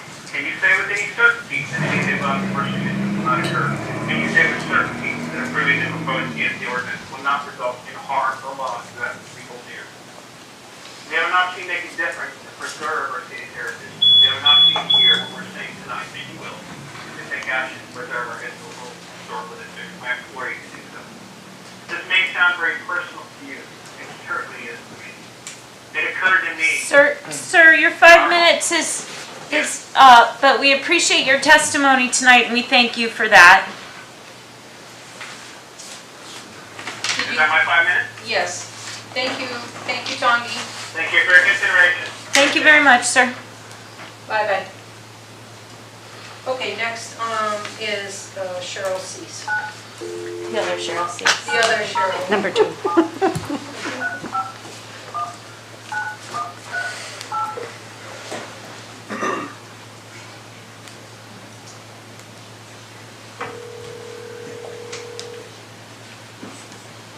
Good evening. Hi, Cheryl C. Cheryl, hi. You're with council. You have 5 minutes for your public hearing testimony. Thank you. I'm at 319 Moline Boulevard. And on behalf of the Seward Historic Preservation Commission, as the chair, I, Cheryl C., respectfully address the council this evening regarding Resolution 2020-04 as it relates to Ordinance 2020-011. Our commission voted positively for the following resolution. The Seward Preservation Commission supports maintaining the current zoning of Lot 3, 4, 5, and north half of Lot 6, Block 16, original town site of Seward single-family residential R3 in an effort to preserve Seward Downtown Historic District. Ordinance 2020-021 must be considered in the context of how a commercial zone would enhance, obstruct, or change an R3 zone. A rezone must show benefit to the community, not just to an individual property owner. The residential properties in the original town site of Seward are few, and to lose an additional 3.5 R3 lots in the original town site of Seward will be a sad, if not tragic, change if allowed to pass. Our commission hopes that the council will consider our resolution to retain lots 3, 4, 5, and north, 1/2 of lot 6, block 16, original town site of Seward as R3 zone. Please see the attached map, which Mrs. Casagrande also submitted, which shows current zoning within the area of the requested lots for rezoning. Lot uses in this area show the massive decline of R3 zoning. Our hope is these lots will remain in their current status of R3. The current owner knew that these lots were zoned R3 before they purchased them, so it is reasonable that they could accept that they remain zoned as R3. Our commission's responsibility is to guard against the loss of historic properties in Seward. This includes protecting these properties from the infringement of commercial buildings that will overshadow and change the historic nature of a historic structure or neighborhood. For the sake of protecting another piece of Seward history, our commission expects that as our respected council members, you will each consider our viewpoints and hopefully agree that there is more value in protecting these lots as R3 than there is in allowing them to become commercial zones. It is important to protect the quaint character of our town when reasonable, which in this case we believe is. Thank you for your consideration of the Seward Historic Preservation Commission's request to keep R3 zoning for lots 3, 4, 5, and north 1/2 of lot 6, block 16, original town site of Seward as multifamily residential R3 in the effort to preserve Seward Downtown Historic District. And I would just like to add that there are not many small towns that represent the character of Alaska. We have Juneau, Skagway, we have Keene, we have Homer, we have us. Anchorage is a city as a survey. Wasilla is, no offense, like a long strip mall. And people who live here because of our quaint nature. People who visit here in part visit in order to enjoy our history and the character of Seward. And thank you very much for listening to us and for your consideration and for your service. Thank you. Okay, next is Megan Kopak.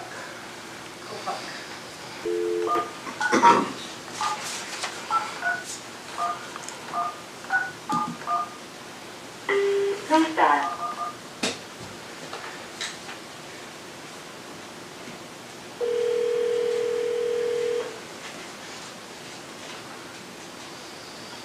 Hello. Hi, Megan? Yes? Hi, you're with City Council and you have 5 minutes for your testimony.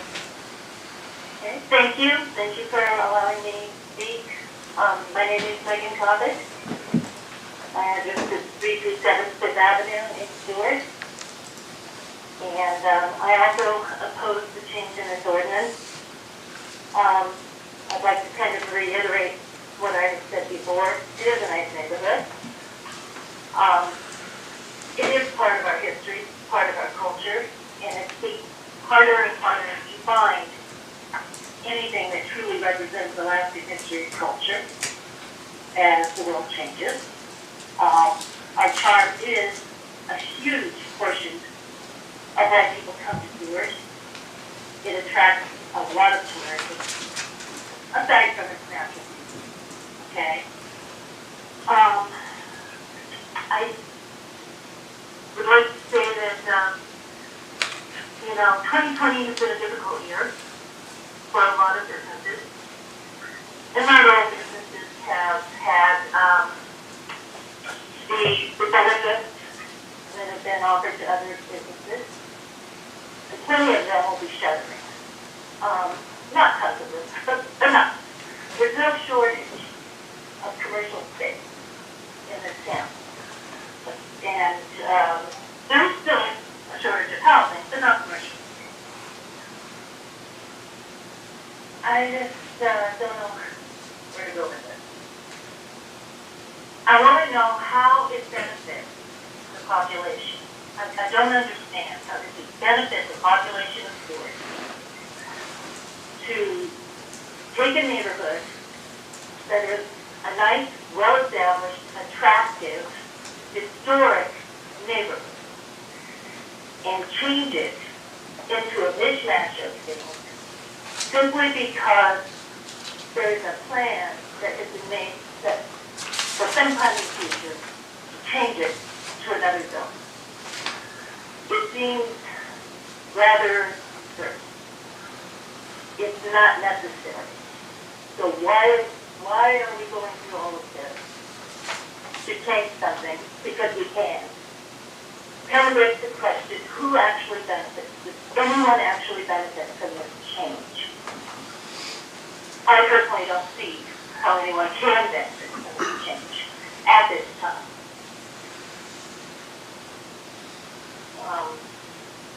I think it's very tragic that our culture and our history and the integrity of our historic areas would be compromised simply because they can. Anyway, I don't have a full 5 minutes of anything to say, but I've said what I had to say, and I thank you very much for giving me the opportunity to say it. And I wish you all a good night. Thank you. Thank you.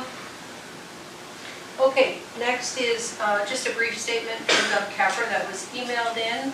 I won't be able to speak, but you can use this email to express my opinion for me. If the Historic Preservation Commission doesn't oppose these kinds of zoning changes for all the valid reasons being expressed, I don't see why such a commission exists. And then next is Carol Griswold.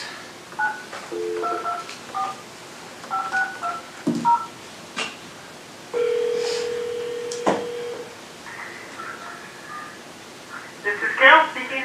Hi Carol, you're with council and you have 5 minutes for your testimony. Thank you. This is on the rezone ordinance. Correct. Okay.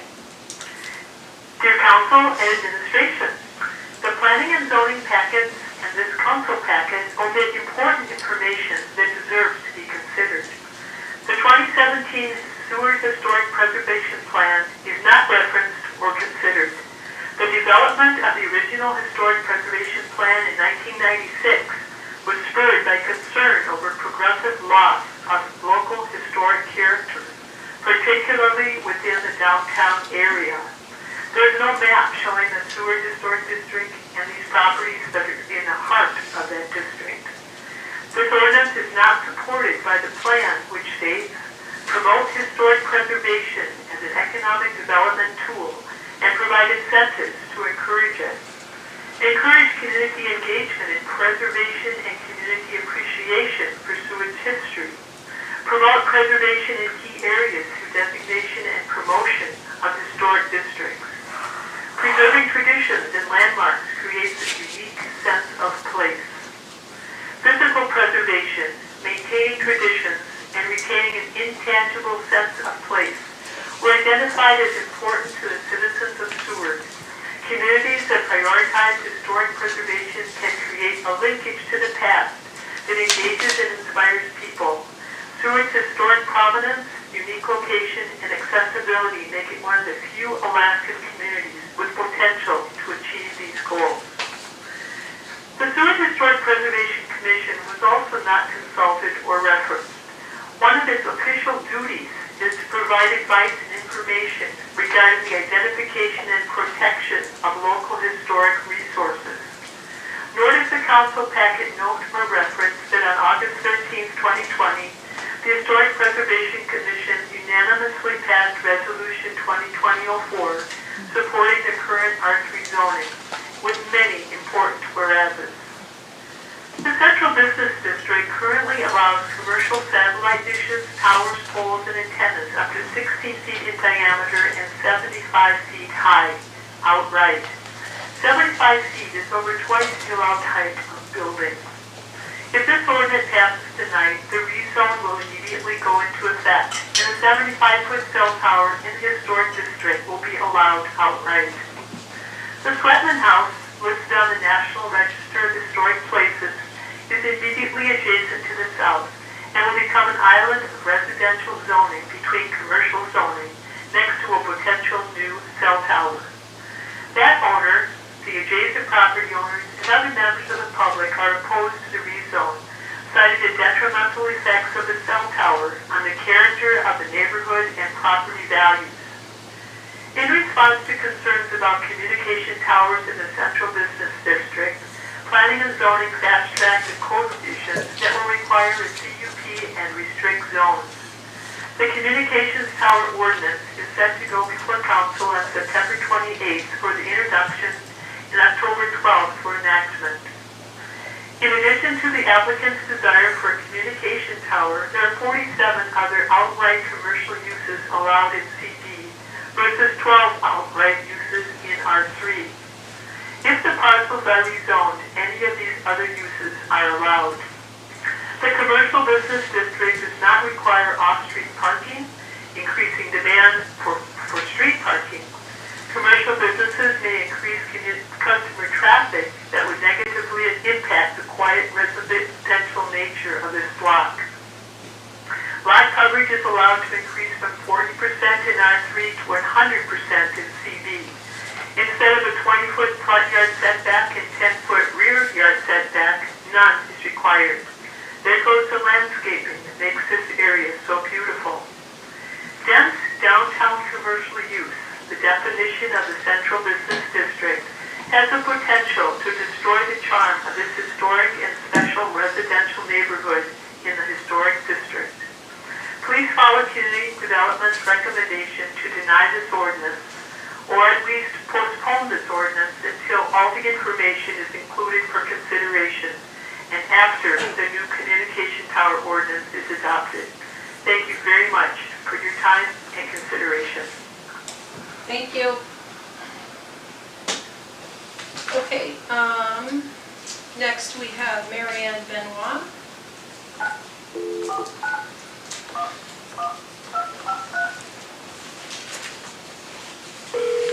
And then one more after that.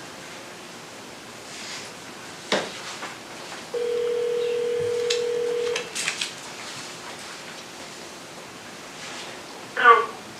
Hi, Marianne. Hi. Hi, you are with City Council and you have 5 minutes to give your testimony. Okay, thank you. Thank you, Madam Mayor and City Council, for the opportunity to address you. My name is Mary Ann Benoit, and I live on 6th Avenue. I'm Commissioner, I'm the Historic Preservation Commission, but tonight I'm speaking as a private citizen. I moved to Seward 20 years ago, in large part because of the historic character of Seward. I've owned Art in Paradise Bed and Breakfast downtown for 19 years. I market to ecotourists with interest in wildlife viewing and bird watching. The area proposed for rezoning is a few blocks from my house and my business, and the existing zoning is beneficial to me and my business for several reasons. The neighborhood is in the downtown historic district. The charming old historic houses and trees are a pleasure to see when out walking both for me and my bed and breakfast guests. The Historic Preservation Commission recently received a CLG grant to create a historic walking tour. If approved, this tour will attract tourists and bring business to downtown Seward.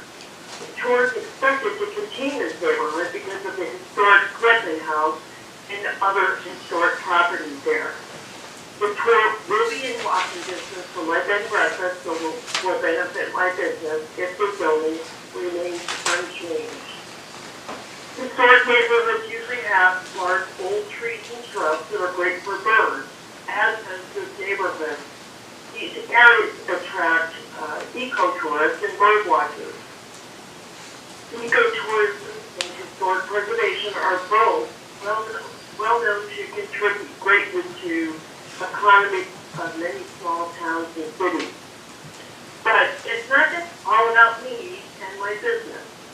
Maintaining this historic residential neighborhood contributes to promoting business for other bed and breakfasts and businesses where our customers eat, shop, and visit. Just doing a quick Google search last night showed me there's at least 12 other bed and breakfasts within several blocks of the rezone that could also be impacted by a change in zoning. My understanding is that a rezone must show benefit to the community, not just the individual property owner who was aware of the existing zoning when they bought the property. I believe changing the zoning to commercial would be detrimental to the historic character and vegetation. This would affect the historic neighborhood, local citizens that enjoy walking in the downtown historic district, visitors and tourists, and the small businesses that host, feed, and entertain those tourists. This will also affect the city, which benefits from the bed taxes for businesses like mine. So I hope that the city will not rezone this area and remember the goals stated in the 2017 Historic Preservation Plan that the city approved. Seward's goals listed are to promote historic preservation as an economic development tool. Economically, the preservation of downtown and historic areas increases foot traffic and tourism, which enhances patronage of local businesses like mine. Commercial zoning would allow uses that would be incompatible with maintaining the historic character of the downtown historic district. So, thank you for your attention and your consideration. Thank you. Thank you. And last is an email from Leona Kang, C-A-N-G-E, I'm not sure how to pronounce it.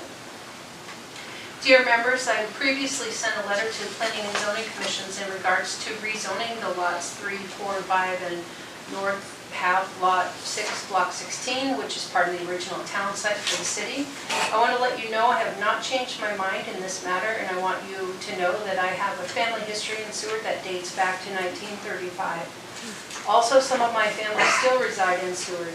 As I would like to be a full-time resident in the near future, I purchased my home at 327 Fifth Avenue approximately 10 years ago with partners, and since that time I have become the only owner of the residence, which is also registered on the Historic Register of Homes. This block of older homes, which some are registered and some are not, make up a beautiful and quiet section of the city. If you rezone this section of Fifth Avenue, you will see it doesn't fit into the main street of the city and will take away much of the historic value that Seward has to offer, not only for the residents that live here, it takes away the value we have to offer the tourists that visit our city. Many of our tourists spend quite a bit of time walking the streets and admiring the beautiful trees and the older homes. We need to give more than just the fishing opportunity. I do agree if we rezone this area, the city will be able to collect more in tax revenue, which is good for the city, but in the long run, is it the best plan when we have so many businesses that shut their doors for the winter and also so many rental rooms are empty? It seems to me that by keeping the historical aspect of the city far outreaches the idea to make more commercial areas.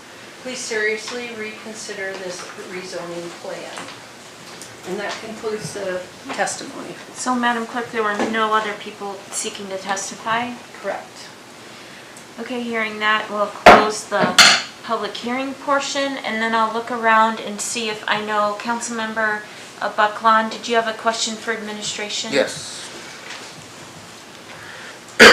So I was present at the first time it was introduced, and I wanted to ask, at the initial one, administration had asked for it to be postponed so that you could bring in more owners into that, to make it more contiguous.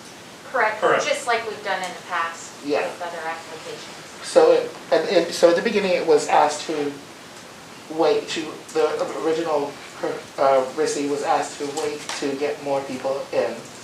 Now, the recommendation is to not pass it? So when we originally brought it forward to planning and zoning, it was off of the application that was provided by Ms. Casagrande. And it was our recommendation to follow suit as we have in the past and try to make all of the block contiguous with the CB zoning district. And that the planning and zoning at that time chose to postpone, not only for that, but because one of the applicants that had signed was a dual owner. So that postponement that was requested by administration was a twofold. One, to cover make sure that both owners of the property knew what was happening and that they had been involved in that application process. And the second was to see, if the people surrounding that area also wanted to be included in this rezone.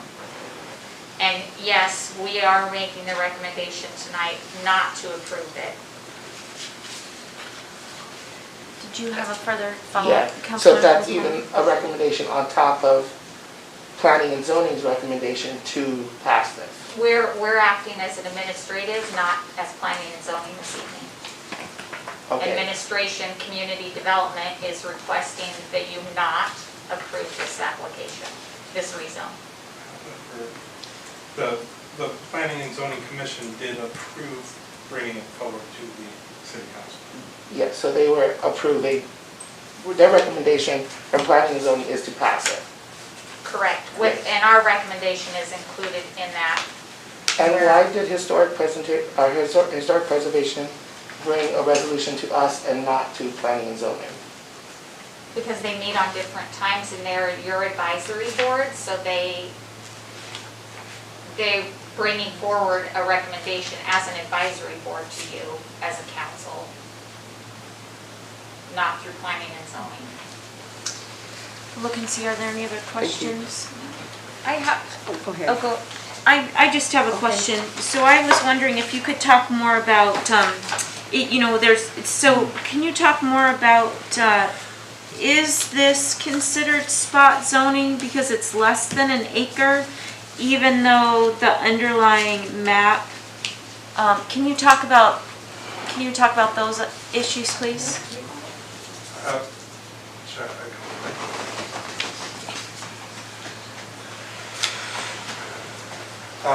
So we wanted to make the council aware that this could be looked at as spot zoning because of the small size of the rezone, because it's increasing rather than a decreasing amount of inconsistency, as I've used, for the zoning boundaries, but also there is a possibility, if you were to look at it as if, is it a greater good for the city versus a greater good for just the applicant? And that's why we ask that you consider these before making your votes. Does that make sense? Councilmember Osenga? Can I just have a confirmation on what we're actually looking at here? Because I have a map that's got these outlines on it, and I know not everyone can see it, but inconsistency being that if we were to approve this, then you would have an R3, and then you would have commercial in the Yes. middle, and then an R3, and then end with the commercial? On page Yes. 29 of the packet, yes, so the highlighted is the area they're asking to rezone. So, okay, so that's where you're saying the inconsistency, or, Yeah, so you would have one R3 a CB, another R3, and a CB. Okay. It's easier to see on page 30, which is the official map that was approved by ordinance 1989-626 when we brought the zoning over to the city, the zoning authority over to the city from the borough. What I did is I kind of cut out the area that we're talking about, so you have a before and an after picture of what it would look like in this section. So the top would be before, and then the second graphic below would be the after. Yes. Okay, thank you. Oh, with the red on it, okay. Yes, correct. I see it now. Councilmember Cease, did I miss you with a question? Did you have a question? The only thing is, Okay. I guess with all of them saying yes, they liked it and then they don't like it, if we say to give them to be able to make it commercial, that is a no or a yes to the, Spot zoning? well, no, she said, you guys, Jackie said they want us to pass it. No, not to pass it. And if it does get passed, then they get to put it under, correct, under commercial.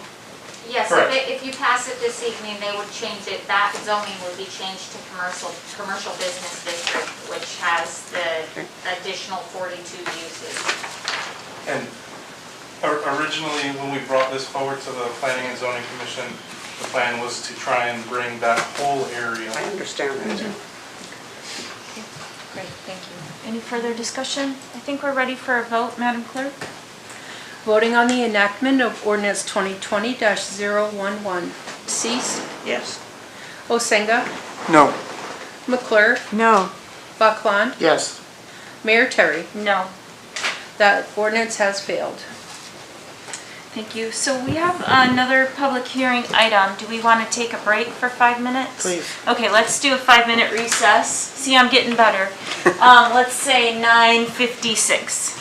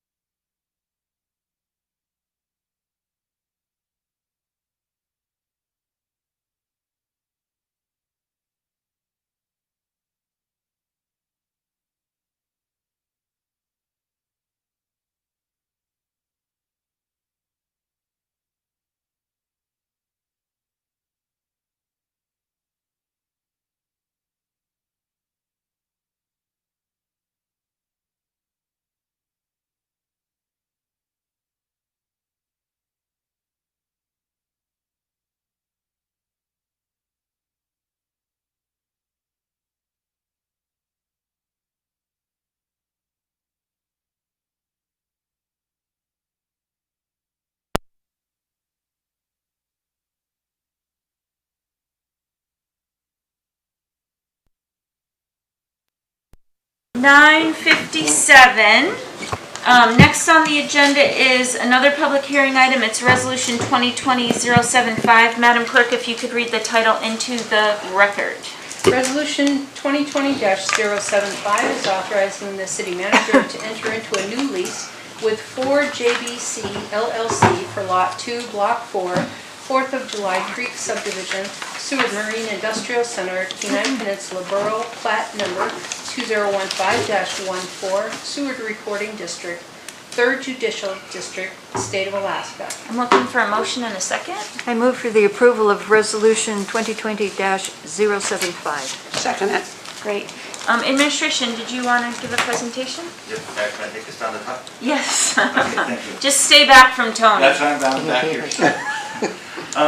So this property was leased out for a while and it recently came open, but Mr. Marsh had put in a request to lease this land if it ever came open. We've had a request on file, and so it came open, so we moved the vessels off of there, that are on there, and we kind of cleaned up the area that was there, and bring it before you tonight for Mr. Marsh to lease that for this company, for KBC.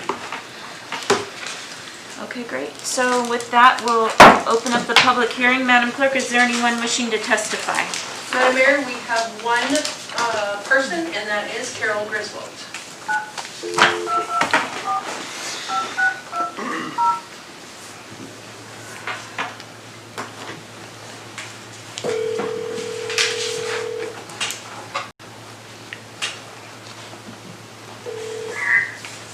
Hello, this is Carol. Hi, Carol. You are with City Council, and you have 5 minutes for your testimony on the lease. Okay, thank you. Dear Council and Administration, please add to this lease and to every standard lease template the requirement for the lessee applicant to pass screening that includes a background check, credit history, and a criminal records check. A recent lessee of several commercial properties in SMIC abruptly left town, leaving the city to clean up the mess and go through the leasing process again. A simple background, credit, and criminal records check may have prevented this unnecessary waste of taxpayer money and staff time. Even applicants for rentals go through this process. Commercial property applicant screening will help ensure that the city's long-term investment is secure.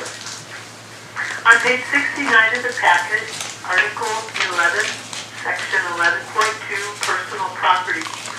Quote, lessee, upon termination of this lease for any reason, may, but need not, promptly remove in no event later than 90 days from the termination of this lease, trade fixtures and equipment from the leased land. Is this why the city is still cleaning up the recently vacated lease abandoned by the lessee? Why not require the lessee to promptly remove all personal property? Please change may to shall. Thank you very much. Thank you. Good night. Good night. Are there any other folks signed up? No, Madam Mayor. Okay, thank you. I'll close the public hearing. Are there questions for administration? I don't have a question, I just do have a comment on like what Carol Griswold said. I guess I didn't read it that close, I wasn't afraid of them leaving town, but you know, it might be a good thing to have it in all of our leases. Because I know the other one did leave a mess. So the may or shall, because they may, because they could have infrastructure that the city wants to keep on site. Is that why it says may instead of shall? Correct. And then I think what you're speaking to, Councilmember Cease, is the idea of doing a background check and the vetting. Do we have that in our process now? Do you know? Mayor, no, we do not. We do not screen anybody's background checks or anybody, anything like that right now. Does their company have to be in good standing and have a city business license, or what does that look like? So if they're going to operate a business, they have to have the city business license, the proper insurance and all that stuff when they bring the request forward. The past individual who had all that stuff prior. He had a city business license already operating on this side of the bay, and then he went to the other side and started expanding. So he had that information, but we did not screen him. Is there any other comments or questions? Madam Clerk, I think we're ready for a vote. Voting on resolution 2020-075, McClure. Sorry. Go ahead, yep. Yes. Buckbon, Yes. Osenga, Yes. Cease, Yes. Mayor Terry. Yes. That resolution is approved. Sorry, I looked at the wrong number, that was it. We have no unfinished business, and the next item of, on the agenda is new business. Thank you, Norm. Thank you. And next item is under new business, resolution 2020-078. If you could read the title into the record, please. Resolution 2020-078 is amending City Council Rules of Procedure, Rule 9B, in order to ensure council agenda items have sufficient time for financial, legal, and managerial review prior to the council meeting dates. Do we have a motion and a second? I'll move for the approval of Resolution 2020-078. I'll second. And then, do we want to have administration, or do, between the two of you, since you sponsored it, want to talk about the resolution? Go ahead. We can talk about it. Basically, we're put together a council or a board to look at policies and procedures and to try to look over what we're doing. This was something that came up that was kind of a problem, so we got together with administration and we had a couple of meetings, and this was an agreement that, or something that we had come up with together as a way to make sure that there is adequate time for things that are presented by the council for the agenda to be vetted properly through administration. I'll just reiterate what he said. Councilmember Osenga and I are the members of the council's policy work group, and so this is sort of part of an outcome from some of the changes that we're hoping to make things work better. So, and in conjunction with administration. Great. Does anyone have any comments or questions? Councilmember Cease? I'd like to have the title change some. And instead of, in order to ensure council agenda items have sufficient time for the financial, legal, and managerial to look at it, I think it should be just the ordinances and the resolutions. Not all agenda items should have to wait. They get 2 weeks in, we get 3 days. And after review, I would like to see and give the city managers and department the opportunity to work with the council members on their ordinances and resolutions. So, are you making that motion? Yes. Could you just review it one more time? So in order to ensure, you want to say council resolution and ordinances. Well, just ordinances, yeah, yes. Council ordinances and resolutions have sufficient time. Okay, and then where does it pick up again? On the last line, and it says time for financial, legal, and managerial. I don't think that financial always has to be in there. And legal and managerial review. Then it has, and give the city manager's department the opportunity to work with council members on their ordinances and resolutions. Is there a second? Okay, second. Do you want to talk about your motion? No, I just think that I just don't think that they should have 2 weeks to look it all over and everything goes directly to them and not us being able to send anything out to the city clerk. And then they can come around and let us know right 3 days beforehand that what we aren't getting. And I think we need more contact with the city manager and the department to be able to help with the stuff that's going on the agenda. Okay. Is there, Councilmember Osenga? Well, I would just like to say that I'm not sure that it would be wise to have two different deadlines, if we're gonna call them deadlines. I'm not sure that I wanna call it a deadline, but I don't know why we would have two different deadlines. The other thing is that an extra week guarantees that you will have the city and the administration and all of these things, whatever it is that we're doing, being addressed and vetted in a proper manner before it's actually presented for an agenda item where it's publicly noticed. Okay, then can I ask one thing then? So then we pay the city clerk to do this work, and then she won't do any of it, he will do it? We are not, No, I'm sorry. well, I mean, explain to me then, that's all I want to know. Councilmember Osinga. Okay, we are not taking any responsibilities away from anybody, and we are not giving anybody else any more power. All we're doing is saying, instead of the Tuesday before the Monday meeting, let's just unify it and make it 2 weeks before. You still have that Tuesday deadline before the Monday meeting, right? But everybody will just have to do the 2 weeks before so that there's enough time for everything to be looked over and vetted properly. Councilmember Baclan? I don't think that Councilmember Cease was looking to change the deadlines. I think the first part of her amendment was to remove the word agenda, the two words agenda items. I do not think discussion items need financial and legal review. Discussion items are brought to the body to talk about, and we can go through, then bring those things back to the administration or the body again for a vote. So by removing agenda items and replacing them with ordinances and resolutions, that would kind of make it so if we were voting on something and making a decision on something, then we would have that legal and financial review. I think this could be a good a stepping stone.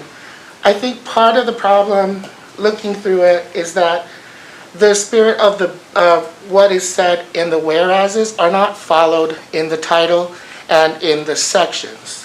So in the whereases, I think what Councilmember Cease is trying to say is that the whereases as written are saying that they are to empower the city council.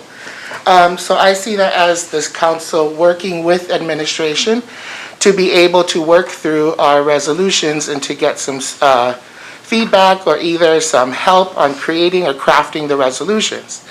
So what she's suggesting is, if I got it right, was review prior to the council meeting and give the city manager's department the opportunity to work with council members. I agree with that. I think that we can work together more, and we should have some sort of cohesiveness between us to bring things forward. However, I think it does need to be parallel. So if we are going to be sharing what we are working on and what we want to bring to the next council meeting, if that's what's being expected of us, then we should be able to expect that of you. So we should have our resolutions or things ahead of time, right?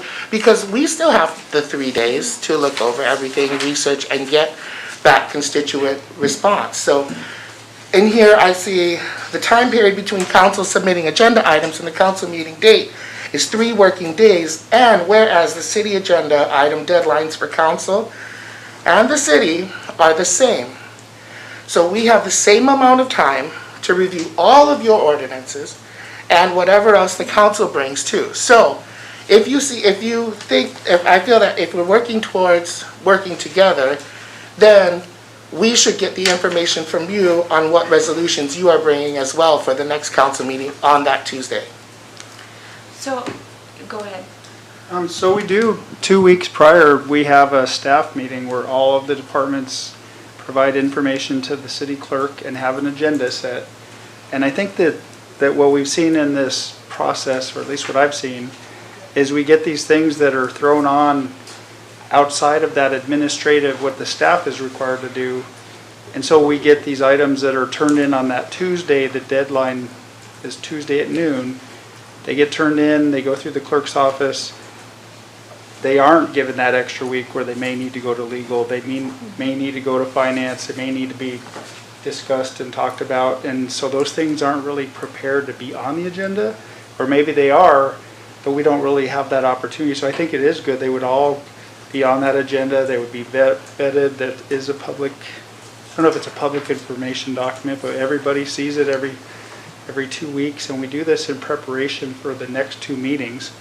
So I think that is the intent, that everybody kind of knows what's coming. And So I heard 2 things in those comments, so I just want to clarify. The first is, you know, is there a way to for council to see those pre-agendas being developed? That could be something that the clerk could send out, those draft agendas, a couple weeks out?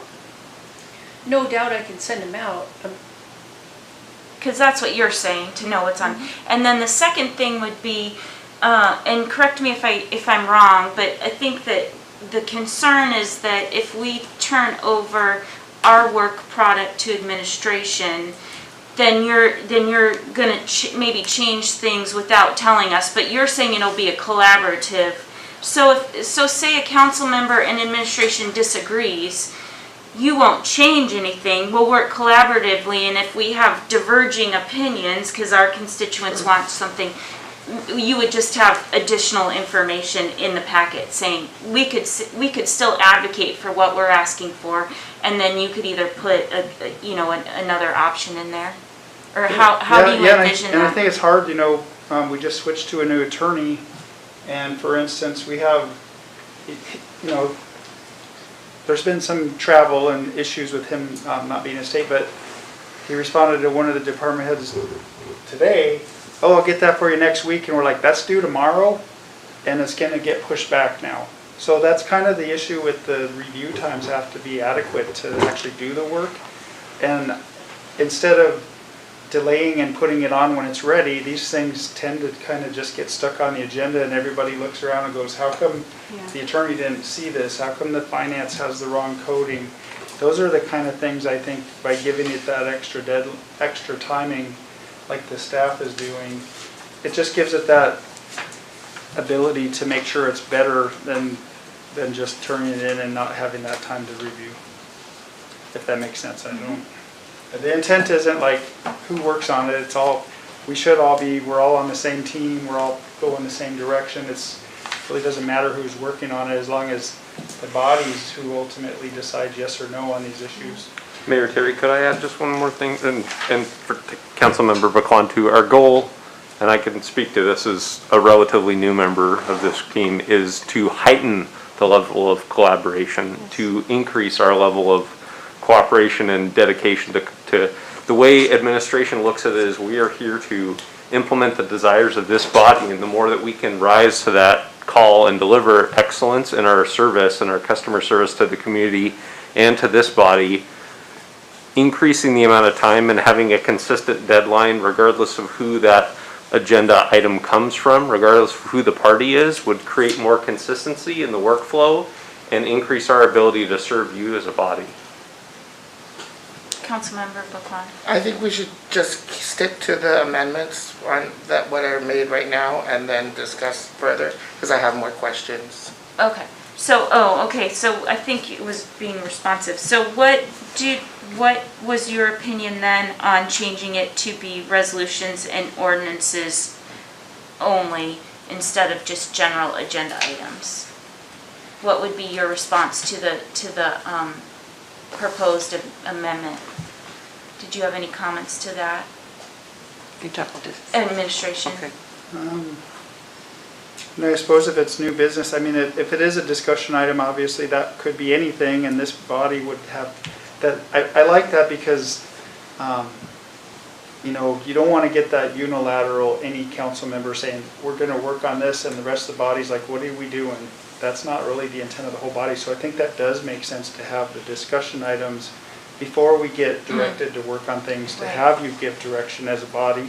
So that does make a lot of sense. And most of the approvals do come through the form of ordinances and resolutions. I think the other stuff is not as critical. So I think that doesn't really change the intent of what is being portrayed, and I'm fine with that. I think it makes sense. Okay, thank you. Is there any further discussion? I just wanted to ask one other thing. I might be reading it wrong. Down in the 7th. So we're talking about your amendment. Okay. I'm sorry. That's okay. Do we want to call a vote on the amendment? Madam Clerk, do you have that, or do you need? No, I have it. The amendment would be to strike agenda items and put in ordinances and resolutions, and then following financial, legal, and managerial review, we would add and give the city manager / department heads the opportunity to work with council members on their ordinances and resolutions. That is how I. Is that correctly reflected? Okay, thank you. So voting on that amendment, McClure, Yes. Osenga, Yes. Cease, Yes. Buckland, Yes. and Mayor Terry. Yes. That amendment is approved. Is there, Councilmember Buckland, did you have something else? Yes, down 1, 2, 3, 4, 5, 6, 7, 8. On the 8th, whereas, just to make it more cohesive with the title, after it says required to submit, would be required to submit their, and then strike their agenda items, resolutions or ordinances that have not had prior discussion before council. I think that's It's 9. not Is the- it? it's not Number the- 9? Is it That's the last 8. whereas on that page that you're looking at? Yeah. Okay. 1, 2, 3, 4, 5, 6, 7, 8. Okay, I was looking at 8, so. Yeah, it's Could you 9. read, could you say it, ask him to say it again? City Council, yeah, could you read that one more time? Is that 8 or 9? It's Um, 9. 9. It's okay. It's 9. Oh, I skipped the first one. Okay. I have writing around there, sorry. Can I ask Yeah. a question, though, before we get too far into this? Isn't this just what it's stating it is now, in this part of the agenda? Correct. So, Oh, we're you not wouldn't changing what it change. is now. We want to get to where The it's, section 1. whatever, yeah, because this is just stating what it is now. That whereas is just stating now, this is the way it is. I understand, but it doesn't match the title right now. Yeah, so this is how it currently reads, and then in section 1 is how it should be changed to. Right. Oh, then I don't have that question on 7 either. So section 1 is how it currently reads in the council rules of procedure.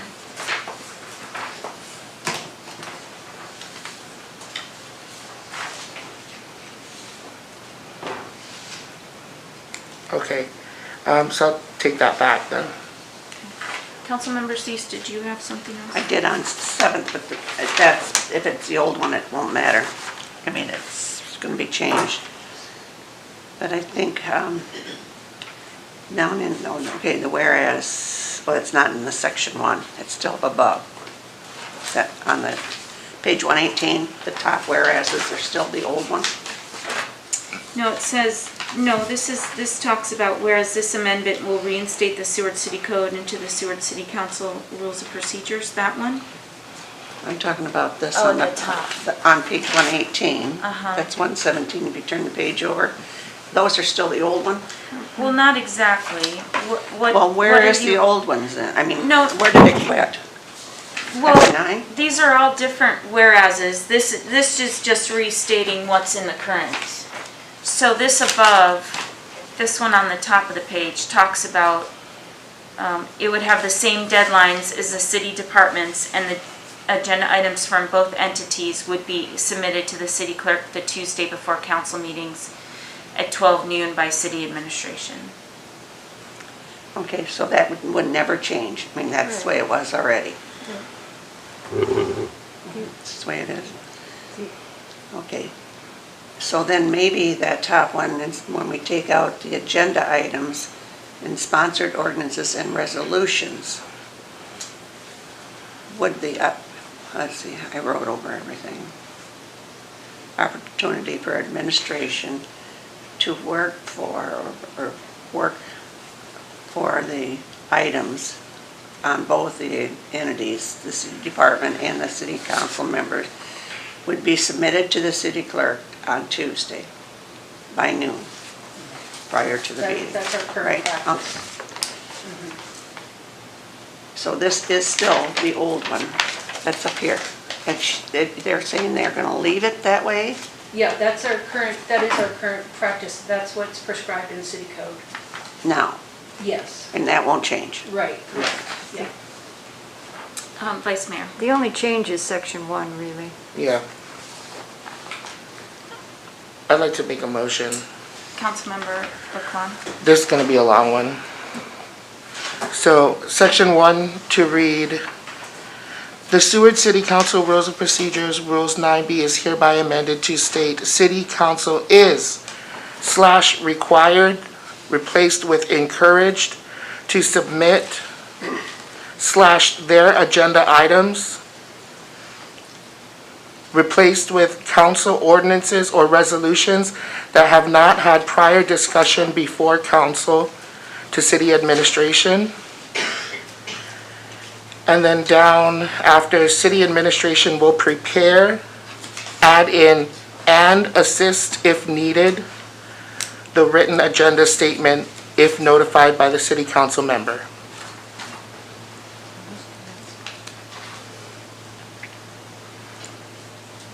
Is there a second? I'll second it. Did you want to speak to your amendment? Yes. Just as I said in the beginning, I think I really, I like this. I think at first I was taken by surprise because it's hard for me to do a full-time job and then watch every week and make sure that I have all my stuff coming out on time. And I try to be as responsive and read my packet and get through the information as much as I can. So I do like the fact that we can get this out a little bit earlier. I do feel that this may create a hamstring though, because we do deal with some time-sensitive issues, that this may be a deterrent for some things, which I think taking out some of the discussion items. However, sometimes we know when somebody comes up and says, oh, we have a historic preservation thing and it's next week, and now we have to be mindful of how much time we need before we're putting things on the agenda. Or proposing things to go on the agenda, especially in support items, which is most of what we bring to this body as members.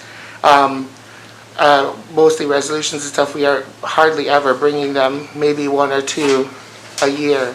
So I do like that we can get some of this information, if we can get it in parallel from administration and work together that way.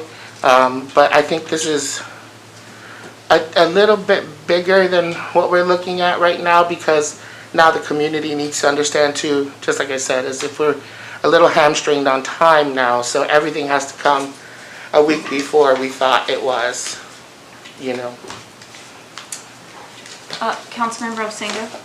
I'd like to address that just real quickly. I would rather that it's required, not just encouraged. I just feel that just makes it a little more concrete. The other thing is that I have thought about the same thing that you're discussing, which is timely things that have to happen in a timely manner. And I think that somewhere down the line, we can actually provide guidance on having an avenue for getting things done in a faster, quicker way if it needs to be done. If it's an emergency type thing, or if someone really feels that they have to, then somewhere down the line we can make a procedure for addressing those things. We didn't get into this. We just wanted to kind of keep it simple right now, and then, like I said, later on we can look at those things that kind of to address that kind of an issue if it comes up, or I mean, you know, even before it comes up. Councilmember Buckland? I'll take out encourage and keep required. Does the second agree? Yes. Can we read that back then? The Seward City Council Rules of Procedure, Rule 9B, is hereby amended to state City Council is required to submit council ordinances or resolutions that have not had prior discussion to City Administration no later than 12 p.m. noon on the Tuesday 2 weeks prior to the Monday meeting. City Administration will prepare and assist, if needed, the written agenda statement if notified by the council member prior to 12 p.m. noon on the Monday before the Tuesday deadline. Okay. Councilmember Buckland? Yeah, we'll stick with that. Councilmember Osenga? I'm getting kind of confused here that there's a bunch of words in there that are making this a lot more complicated than it really needed to be. I'm scared that there is, if we word it exactly as, like that there's going to be, it's confusing, actually, to me, just as it was stated. And I'm afraid that you overcomplicate this, it's going to be confusing to a lot of people. And I'm also afraid that there are unseen consequences of having it worded as suggested. Councilmember Buckland? So I understand what Councilmember Osenga is saying about prior discussion before council, because I think that really should be the way the process works, right? We have an idea, or we have something that the constituents bring to us. We get it a discussion item, bring it in front of council, see how council feels about it. If we want to spend our time on a resolution, go to administration, work with administration to form a resolution, and then if that has already been discussed and we worked with administration to, we had discussed that already with the body and the administration, then we could bring that resolution forward without having the forward head deadline or the introduced deadline, because we had already talked about it.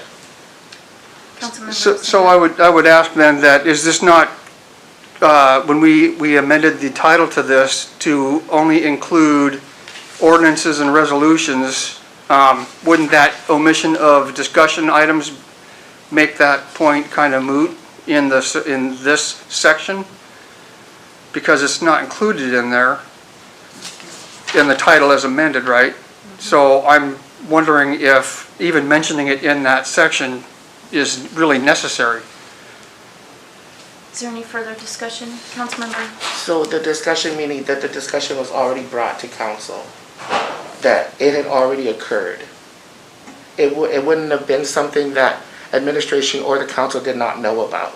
We had already discussed the item and now had a feeling of how the council felt and how administration felt about the resolution or the ordinance. So I guess, so to that, I guess my question to administration would be, so say we had a discussion item at a council meeting. You got the input from council and everyone said move forward. Then it isn't the council member's job. You might work with that person, but it ends up being your job to put it on that next meeting, right? Or I mean, that's kind of one of the things we keep getting to is like with new attorneys and finance, it's like everything we do seems to be next meeting. Yeah. And it's like, I think it's important that, the staff and the attorneys are like, hey, we have planning commission work or whatever. We may not be able, it needs to be a reasonable, like everything we seem to do is always next meeting. Like maybe the attorney, okay, I'll get this to you in, the end of October. And some things aren't just like a week. Every week is not like, oh, we're totally available and everything we do is dropped so that we can get this agenda item on the next packet. And that's been how it's been since I've been here. Yeah, It's not the best work. It's not conducive. Administration works at the leisure of the council and the people. And if the people want the work done, and which they come to us expecting that's what we expect of our administration. Well, let's keep to this, let's just take a vote on the current, unless you have further discussion specific to this, let's take a vote on the current amendment. Could you read this, please? Voting on the amendment to section 1 to strike their agenda items and replace it with council ordinances or resolutions that have not had prior discussion. And then adding the reference to and assist, if needed, the written agenda statement. Do you want me to read the whole thing? I'm sorry, Vice Mayor. No, just the changes. All right, voting on that amendment, Osenga, No. McClure, Yes. Cease, Yes. Baclan, Yes. Mayor Terry. No. That amendment has failed. I do want to propose an amendment that says submit their strike agenda items and say in that same section, submit their resolutions and ordinances, and then continue on with that section. And I'll look for a second. I'll second. I think that has to do with what we've already talked about. changing it to just having resolutions and ordinances submitted. Is there any further discussion on that? Okay, we'll look for a vote. Voting on the amendment to section 1 to strike agenda items and replace it with ordinances and resolutions. Bachlan, No. McClure, Yes. Hosenga, Yes. Cease, No. Mayor Terry. Yes. That amendment has failed.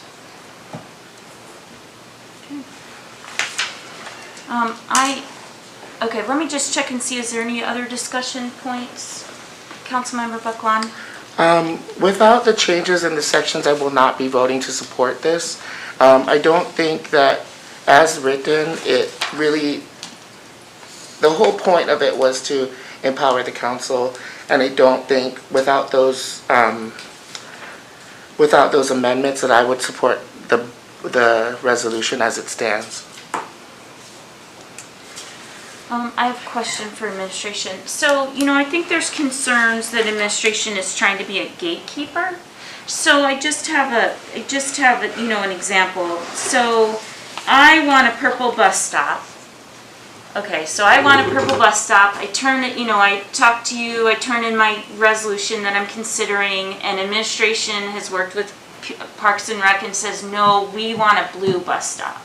So is it a gatekeeping exercise, or how would you handle that situation where something's submitted to you that you either disagree with 100% or disagree with partially? Like, what would that look like behind the scenes? So currently, you can walk up to the clerk's office at 11:59 on Tuesday and hand that to her, and it goes on the paper agenda, and nobody has any clue that you're doing that.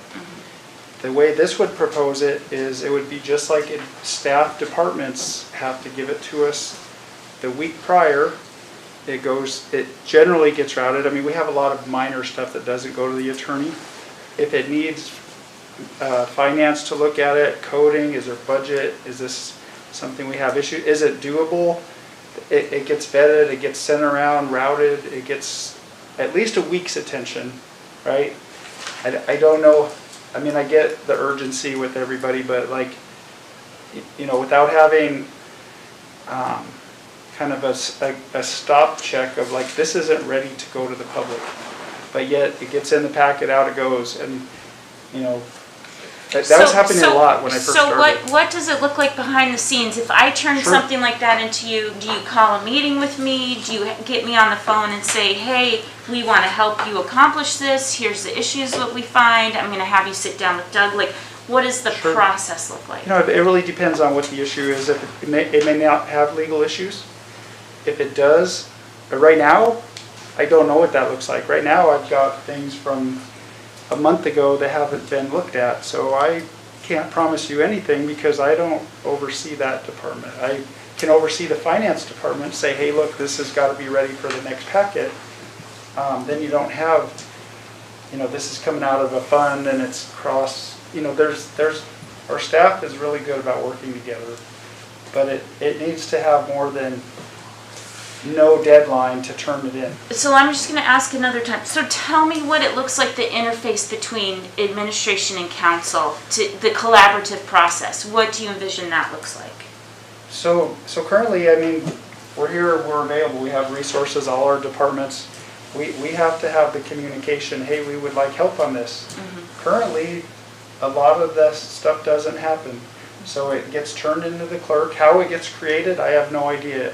I would doubt the council members writing all this. I write all of mine. They may be, or they may not be. Sue and I write all of ours, so. But literally, it's like, okay, noon on Tuesday, this gets turned in and that goes in the paper, and like, what if we're like, oh no, this is illegal? Like it happened on a ballot question that was turned in when Holly Wells was still here, and it's like, this is not a legal thing to even put on the agenda. We didn't see it. It went on the agenda. There needs to be some vetting and review before things just get turned in and put on. Councilmember Cease. I missed the answer to the blue bus sign or the purple. You didn't give us an answer on that, I don't believe. Yeah, and I'm like, well, maybe our departments don't even know we have bus stops. No, But but no, it's that's what I'm still- saying, so I'm saying like the 2 weeks ahead of time, Right. so I was trying to walk through what it would look like. So I turn in a resolution that wants a purple bus stop, Parks and Rec disagrees, like, do you say, hey, you need to call that council member, see if there's something we can do, like, how is administration gonna help us meet our goals of being responsive? So our departments, they have a deadline a week earlier. It goes in, we edit it, because some of the writing is atrocious, and we don't want to put that product out in the public. Some of it needs to be vetted, and sometimes I'm like, this is not going to go in. It's not prepared, we don't have answers, we don't have agreements signed, we don't have things done. It just doesn't, it's not conducive to good, get in front of the public, and these things are not done or ready, and administration is looked at like, well, you need to have this ready, how come you're not done? I don't always have a good answer.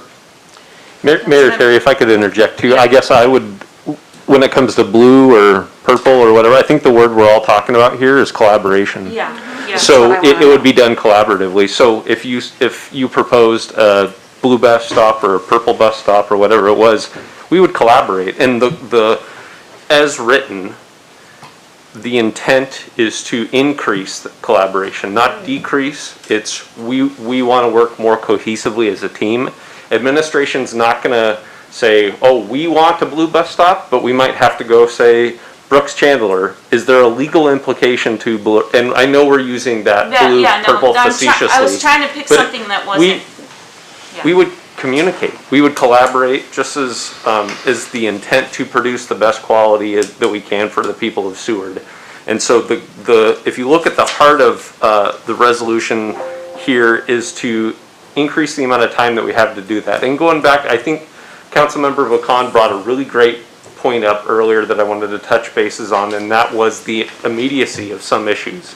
And I think we can kind of delineate as a body that if we do have issues that come up at the 11th hour and there is a definitive urgent need to do that, I'm going to go back to that first word that I said, collaboration. And we're going to work collaboratively to deal with those sense of urgency issues differently than we do as a matter of precedent, right? So we can have a logical differentiation if Councilmember Vacan or anybody else who's concerned about that, because I'll share with you that was one of the things that was brought up in discussions prior to that, is how do you deal with those? But if it's blue bus stop, purple bus stop, whatever the case may be, let's talk about it. Let's take it through the channels that need to be, whether it's fiscal or legal, to bring it down the road. And if we can do that in a more thorough and comprehensive and integrative way, then this resolution helps kind of break down some of the barriers that are currently existing within the way that business is being conducted. I hope Yeah, that helps, thank you. And I will once again reiterate that the only thing we're asking of council is to think ahead a week